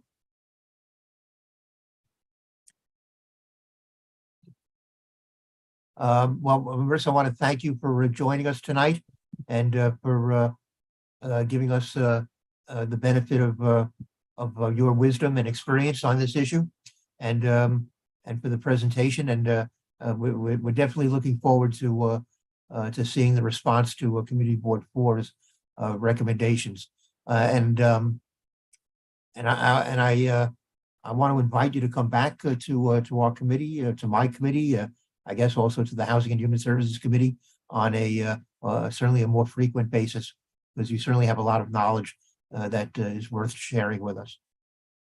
I appreciate that. Everyone have a great evening. Thank you so much for letting me speak tonight. Have a great one. Thank you. No problem. Thank you, Marissa. Take Have care. a good evening. Thank you. Great. Thank you, Steve. I think we're now on the agenda. Over to you for updates from the Health and Environment Committee. Okay, I do have a brief report to give, but my computer is signaling that it's going to conk out and is going to be is going to be restarting. So if I stop, if I suddenly get cut off, I'll be back within a few minutes. I would say so. At these meetings, if you're not a member of the Health and Environment Committee, you may not know that I give a regular update about COVID-19 as I do at the full board meetings. I want to make sure that people understand that we're still in the midst of a pandemic, and COVID-19 is still affecting people in Washington Heights and inward. So the latest transmission rate for the week ending Monday, the 27th, was about half the rate that we were experiencing a month ago, the last time our committee met. And the positivity rates in all 4 of our zip codes are significantly lower than where they were a month ago. Only one of our zip codes, zip code 40, is above the citywide average, which the week ending Monday was at 4.2. Zip code 40 was at 5.5. Zip code 33 was at 2.55. Zip code 32 at 3.64. And zip code 34 at 2.1. There were 61 new cases of COVID during that week ending on Monday. So we now have had a total of 66,564 cases since the beginning of the pandemic, and 8 more deaths since we met a month ago. 1 more person died since our board meeting just 2 days ago. So there have now been 1,003 deaths in our district since the beginning of the pandemic. And the vaccine rates are basically holding steady, running between 79, 84% for the 1 dose, and 72, 75% for people who have completed the series. And for people with the who've been going ahead and getting the bivalent doses, each of our zip codes is running at about 13%, way too low. People should be not stopping at just getting the 2nd dose, if the Pfizer, and going ahead and now getting the bivalent as well. I have 2 other things I want to report on. As people know, one of the major issues that our committee has been dealing with has been the closing of the 30-bed psych unit at the Allen Hospital up at 220th Street. The state, you probably have heard that Governor Hochul has been urging hospitals to reopen the inpatient beds that were closed during the pandemic. New York Presbyterian chose to close the ones at the Allen Hospital during the pandemic. And for a while, they needed those beds, but for most of the time now, My understanding is that those beds have not really been used for COVID patients. The state ordered all hospitals to reopen these beds by February the 10th, or else submit a plan to bring all of those inpatient beds online by April the 1st. All such plans must be detailed and comprehensive and include the specific schedules for reopening offline inpatient capacity. I'm a member of the hospital's Community Leadership Council. We had a meeting last week at which hospital officials basically told us that they are talking to the state about opening the beds somewhere other than at the Allen Hospital, but we were also reassured that they would be still in the community. So I think the only logical conclusion is that they now plan to move the beds down to the 168th Street Medical Center complex. Personally, I'm not opposed to that. I want the beds to be in the community. There may in fact be a certain logic to having them closer to the emergency room and to the psychiatric evaluation unit at 168th Street. But it would be nice to actually know what they intend to do. And the hospital has been not necessarily forthcoming, let's say, about what their plans are. They did tell us at this meeting last week that maybe in the next couple of months, when they resolve this issue with the state, then they will finally let us know what the plan is. Certainly, it's important to keep these beds within the community. We desperately need them. People should not have to go up to Westchester or to the Upper East Side to get this service. And at a time when everybody, from the governor down to the mayor, everybody seems to be acknowledging the mental health crisis in New York City and the fact that we need these beds, they can't come back online soon enough. The other thing I want to mention is that I did send to the members of my committee the hospital's latest community health needs assessment, 232 pages. There was also a 9-page summary that I sent to everybody.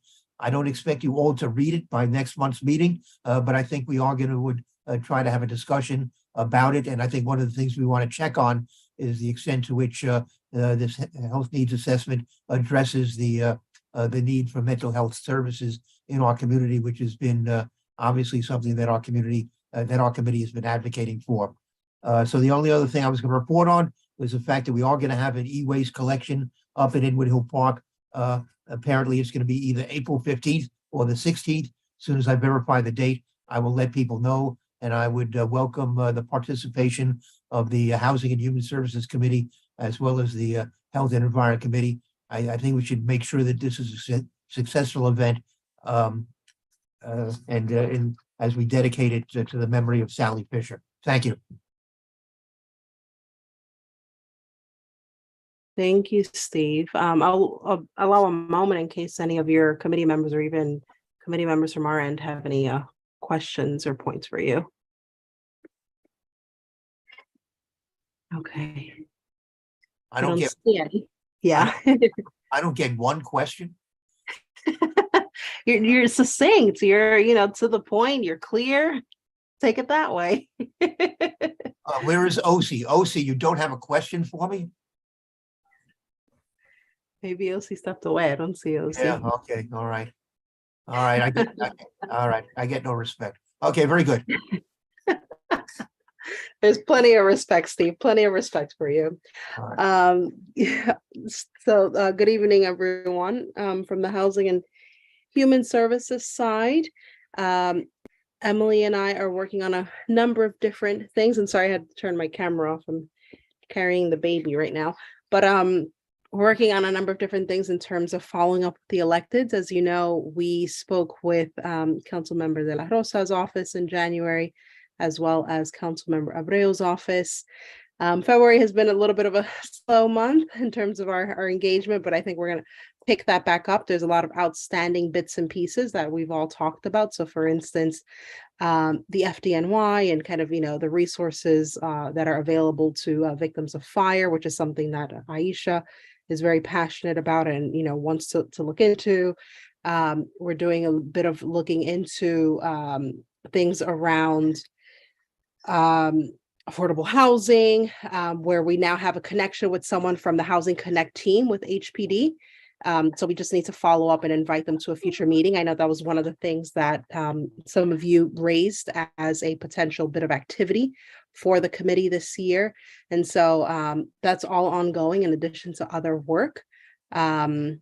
Yes, and I guess more of an administrative bit. There are just some of you, if you could please confirm what date works for you for April, recognizing that in April, there's obviously a lot of religious holidays and observances. And so we do need to move the April date to another date that's a bit more, respectful of the different dates. So if you can please get back to me via email so that we can confirm that with the office.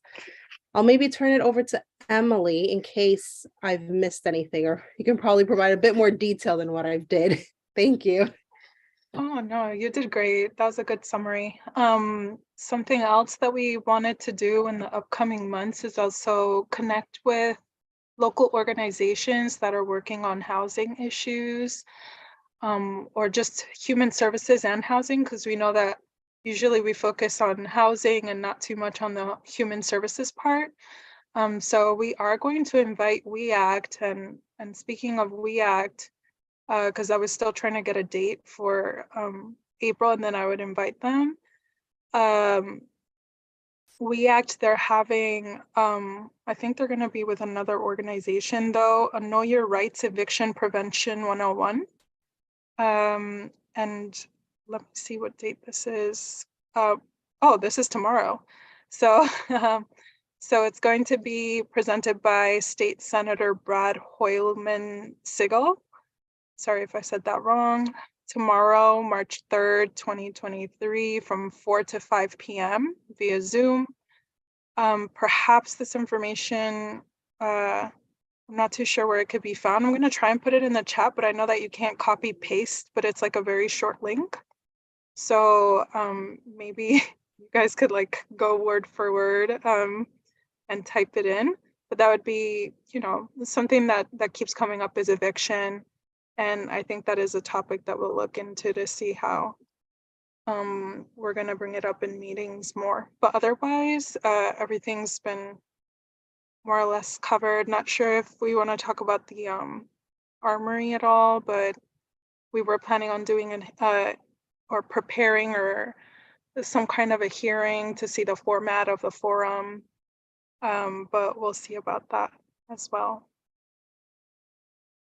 Yeah. Great. Thank you, Emily. Yeah, that's exactly right. And I guess just another kind of administrative bit, we'll reach out to everyone. Because ideally, we would like all of you to lead on different bits and pieces of the activity, because it's just a lot for the committee. And, there's obviously a lot of expertise and passion amongst all of you. And so really finding ways for all of us to work together in addressing a lot of these bits and pieces of work, because there's so much need as we see and as we know in our community. Thanks, Emily. I think that's all from us, Steve. I think the next thing on the agenda, if there are no questions, is new business. Marielle, if you don't mind, since Pauline Ferranti from the Health Department and Diane Ashley from MJHS Isabella did decide to join us tonight, could we just see if they may have some brief reports to give to us? Sure, not a problem. All right, Pauline, do you have some updates you would like to share with us? Hi, yes, good evening, everyone. Pauline from the Health Department. I'm gonna share, I am unable to share, but I wanted to just point out that on our nyc.gov/health website, there is a brand new mental health plan for New York City. And I know that that was something, Steve, you just mentioned. So I think it'd be really helpful if the community could go onto our website, take a look at this pretty extensive plan, which outlines a couple of key initiatives and obviously I'm not the subject matter expert for this, so I can't answer any specific questions tonight, but I think it would be really helpful for the board just to look over this report and, you know, take note as to what is really critical for your community, and to relay any concerns or questions or recommendations you would have for the health department, you know, as we move forward in tackling the mental health crisis and opioid epidemic in New York City. So I highly encourage everyone to please go onto our website.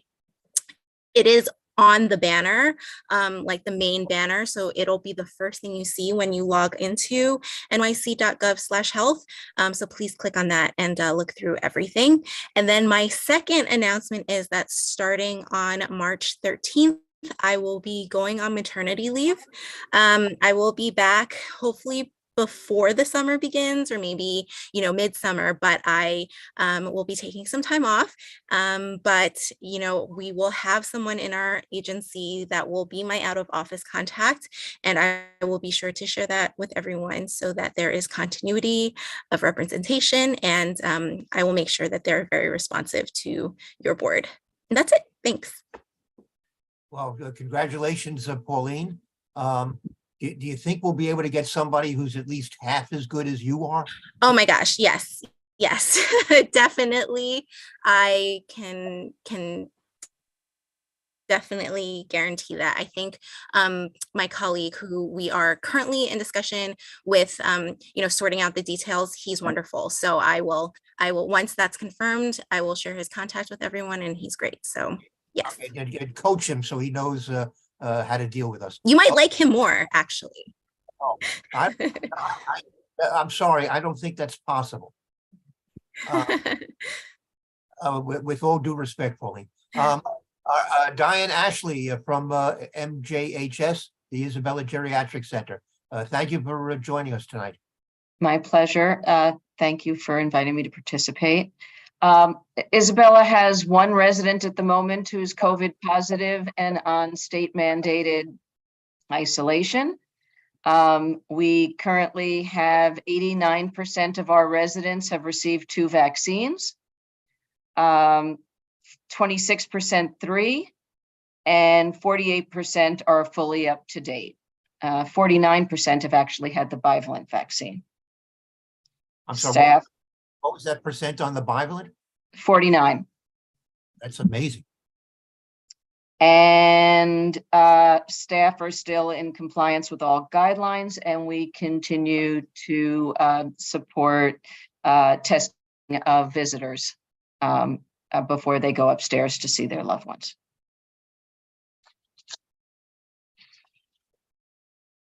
All right, thank you. Thank you.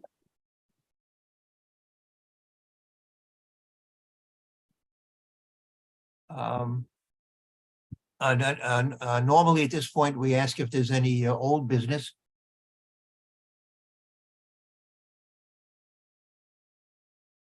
Maybe not. Yes, old business. Yeah, I see. Okay, Ozzy.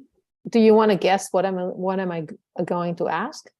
Well, I don't know. You know, I think it could it have anything to do with clothing?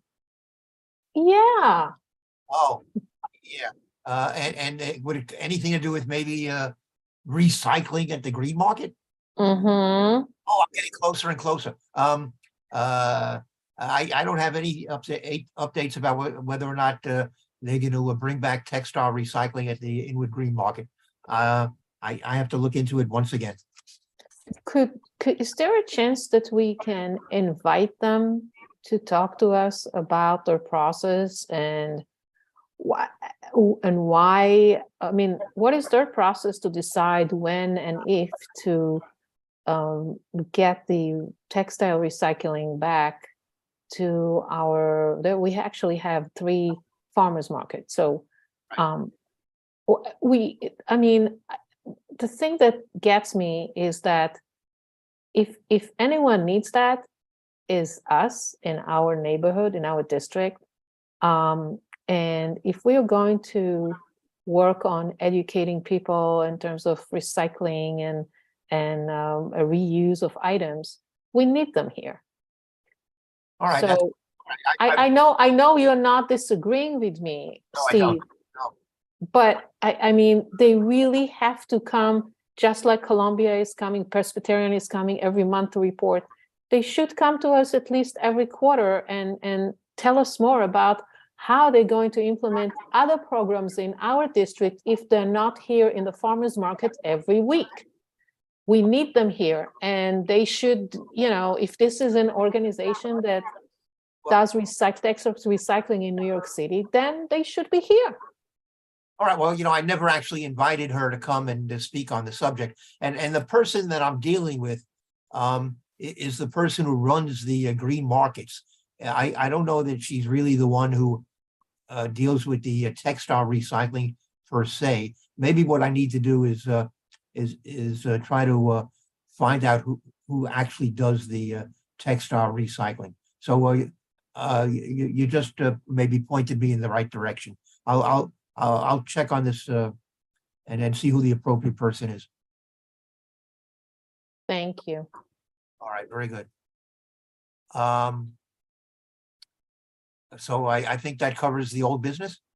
I can mention something from old business. I think I heard someone else's voice, so just 1 second. Oh, that was me. No, go ahead, Emily. I was just going to mention that buildings, is it Department of Buildings? It just says buildings. They now have something called Buildings After Hours.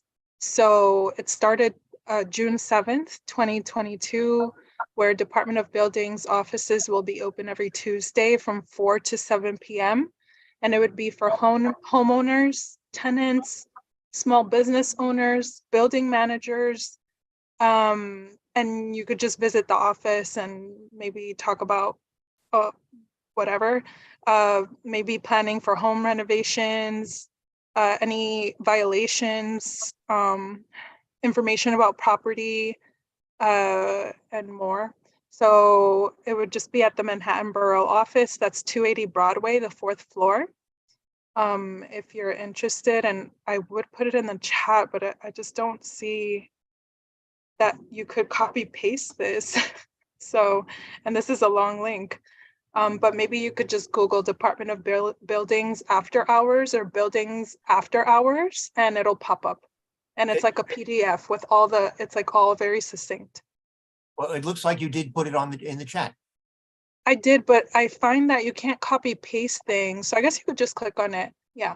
In case you don't have time to see it right now for anyone.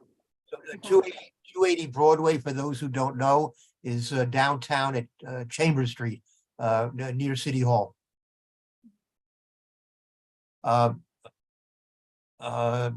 Mario, did you have some old business? No, nothing from our end. Okay, how about new business? OC, you also have. OC does. What? Yes. So new business, I think that we should start inviting, or no, let me take it back. Invite NYSERDA for a presentation about the grants that are available for buildings to implement Local Law 97, the low carbon initiative, and other programs that they have. I also feel that we should invite the New York City Accelerator to tell us about the free solar. They have solar program initiative that they will measure the building for you for free. And if I remember correctly, the New York City Accelerator is part of the, I forgot the name of the mayor's office for sustainability, I think. And we should be, because of Local Law 97 is getting into effect technically next year, but more so 2030. We need to advertise and educate buildings on regular basis about what is it all about, how much carbon they need to, they have to look at carbon emission and so forth. It's more complicated than just one 20 minutes presentation. So we really have to look into it on a regular basis. That's my new business. Thank you. Mario, this is actually a good topic for another joint meeting of our two committees. Because it's, OC, do you want to give the 25-word explanation of local law 97? So local law 97 is a law that came into effect, I forget, 2019, I think, to reduce the city carbon emission, building carbon emission. And that associate with heavy fines if you don't. So buildings. This is the law that basically requires, if I remember it correctly, that that fossil fuels be phased out as a source of energy for buildings, and that it be substituted by electrical. Electrification is part of it that will come in 2050, but leading to 2050. There are many things that building will have to do to reduce their carbon emission. And absolutely one of the things that is now on the table, I think at City Council, is to phase out number 4 oil in 2025, not in 2030, that is currently right now on the books. Right. So. And it's very inexpensive modification to move to number 2 oil. We did it in our co-op, but regardless, I don't want to talk just on fuel, but there are other initiatives that need to happen, moving to LED lights and many other things. So it's really complex. It's a large program and it's complicated. And I asked that we start bringing NYSERDA and other organizations to talk to us about what's available for buildings, including grants, to make that happen. But again, I could ask the accelerator if they can come and talk to us. All right, and Mario, we may want to. We can follow up on that. You probably would want to do it as a joint meeting. Sure. All right, OC, have you run out of ideas? No, when you get to announcement, I have one. Oh, of course, yes. Is there any other new business? Okay, OC, we're up to announcements. I have new business. Oh, good. Is that Jody? This is Aisha. Oh, Aisha, Over to you. So it's come to my attention. Well, not that it's come to my attention. I have a concern in relation to non-functioning intercom buzzer systems, as well as key fob issues. In the past couple of weeks, I've witnessed where people who are dealing with health issues, who may be receiving emergency consistent medication deliveries, not being able to receive those items because of the fact that their intercom system is not functioning.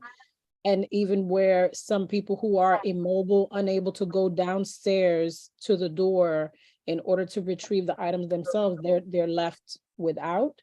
And I've seen where in one specific building, a mob of people standing in front of the door, waiting for someone to exit just so that they can enter the building that they themselves live in. And for me, this is like a crisis condition. Now, I don't know how much this affects our district specifically, but I'm concerned about, because in one case, the people said, oh yeah, this is always happening. This is like, they're just used to it. They just wait for the door to be opened from the inside. And that seems to me to be really ridiculous, but it occurs to me that it is a health concern, especially for people who are in the predicament that it affects their health directly, and also where their service providers cannot access them because of the same situation.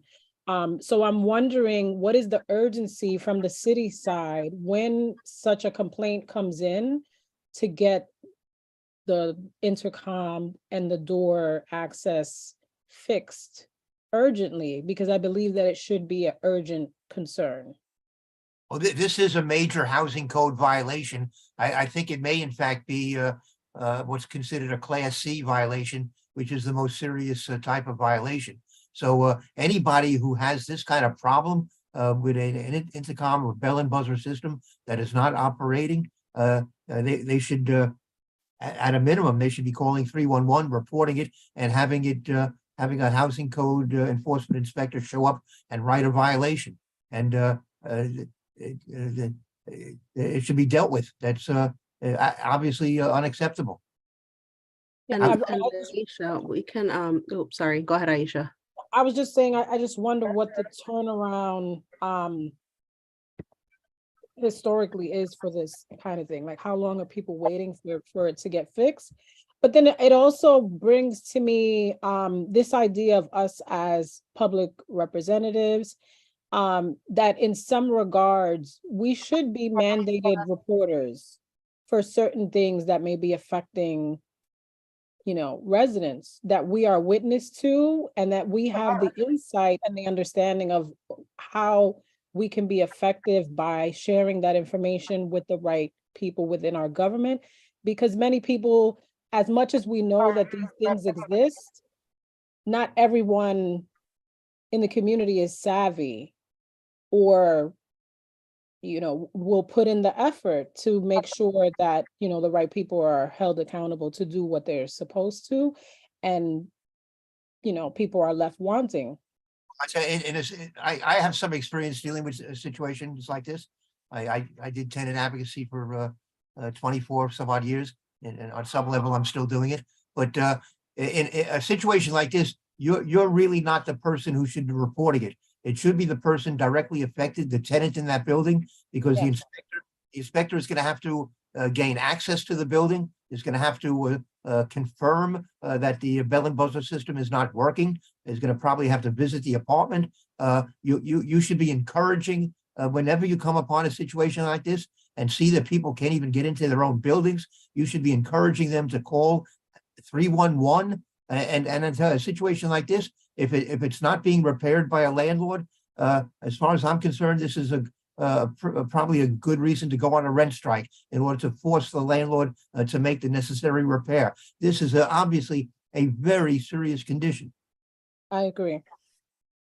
But yeah, thank you. And I was going to say we can follow up, because I think we had spoken about doing kind of quarterly check-ins with the agencies, and we can follow up with the DOB. You know, we had invited the colleague in December, so we're just about the time to need to invite her again, where she can ask and we can, you know, address some of these questions that we have. But let me just qualify something I just said. Before anybody goes on a rent strike, they really should have some legal advice, because the laws have been tightened up, and before any tenants get tripped up, they should know exactly what they're doing, and they should make sure that whatever rent is not being paid to the landlord is going into an escrow account, which is now required by law. So I wouldn't just willy-nilly tell somebody go on a rent strike. You got to be careful in the way in which you conduct it. But not having access to your building, I mean, that's just absolutely unacceptable. If you ever come upon a situation like that, at least tell them to call 311 and report it, so a housing code inspector can show up and look at the situation. And on a condition like this, I would assume you'd get an inspection within a day or two. I hope so. Yeah, which kind of leads to that's the nature of my question. What is happening? Well, we would need to know some specific instance so we could track it.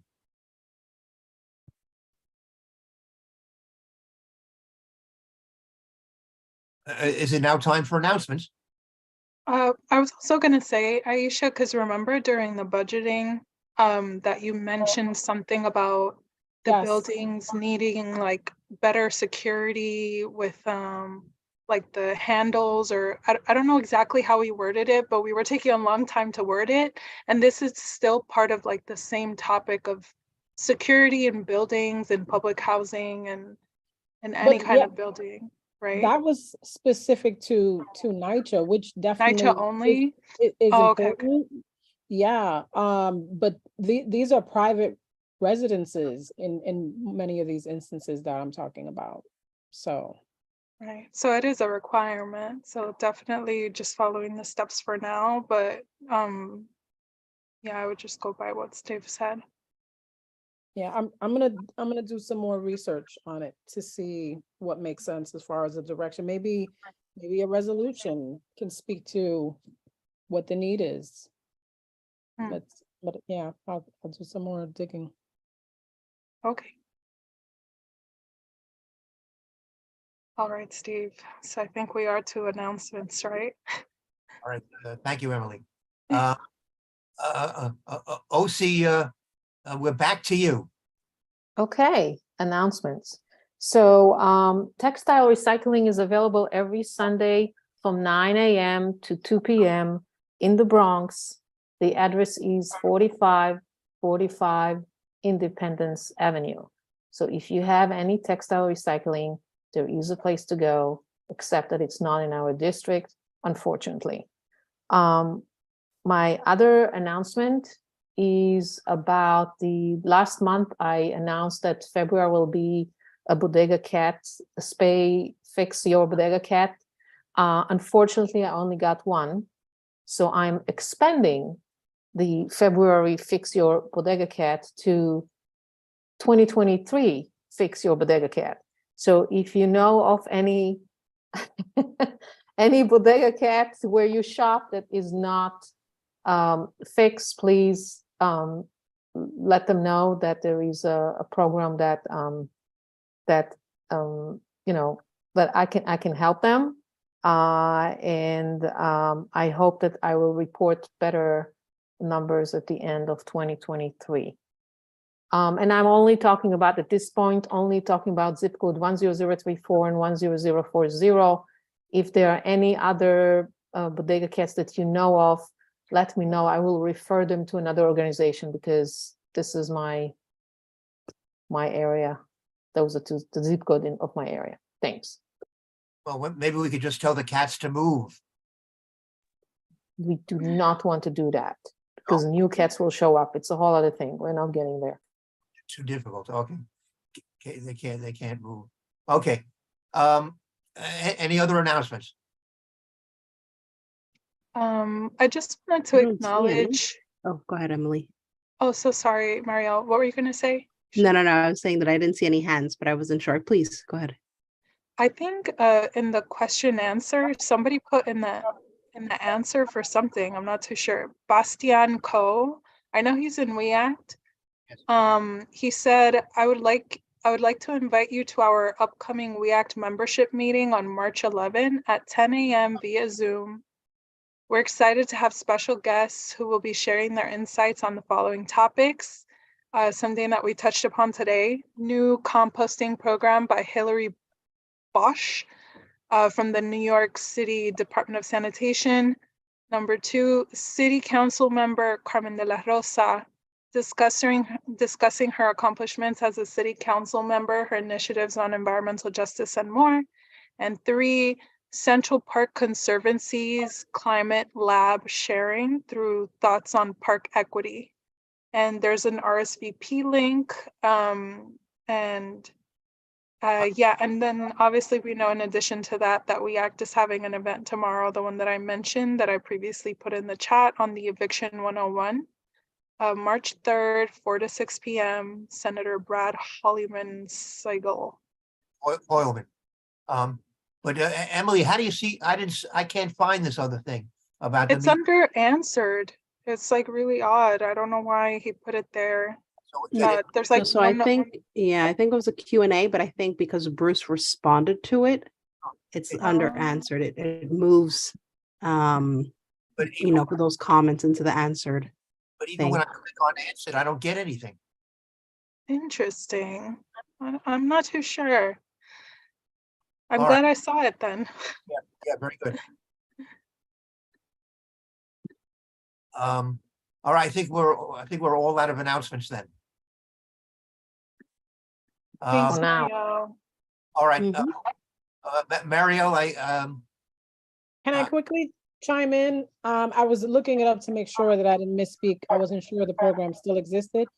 H&M accepts clothing donations, and you can you give them a bag and it's used to give you a percentage off on your purchase in store.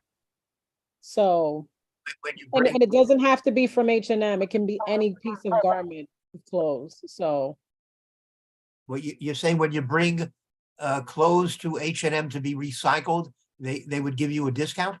yeah, they give you a discount on your purchase. Oh, all right. Where is the closest H&M? I believe 125th Street. Oh, yes, okay. Yeah. All right, Marshall, when we do the e-waste in Inwood, we're gonna want to reach out to people at the Dykeman houses. That was part of Sally Fisher's vision as to how we should do the e-waste. So maybe you'd be able to help us with that?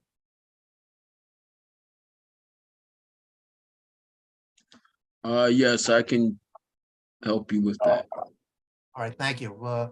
So as soon as I figure out what the actual date is, I'll ask Mariel to for your email address, and I'll reach out to you. Sally actually wanted an Can do. event in Nitro. Yes. On 10th Avenue. So I guess this is not gonna happen. No, her concept was that it would be a subset of the main site would be at Inwood Hill Park, and Right. then we would have a Satellite. satellite site at the Dykeman houses, and then collect in both places on the same day. So it's gonna happen that way? Well, we're gonna try to see if we can make it happen. That will be awesome. Thank you. But we're gonna need help from Marshall and maybe from Mariam and anyone else we can round up at Dykeman.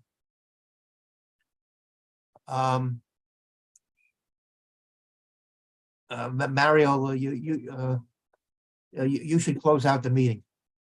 Sounds good. Well, I think this was, let me just say, I think this was I think this was a success. I think this was, it was good to bring the two committees together. I think it was a very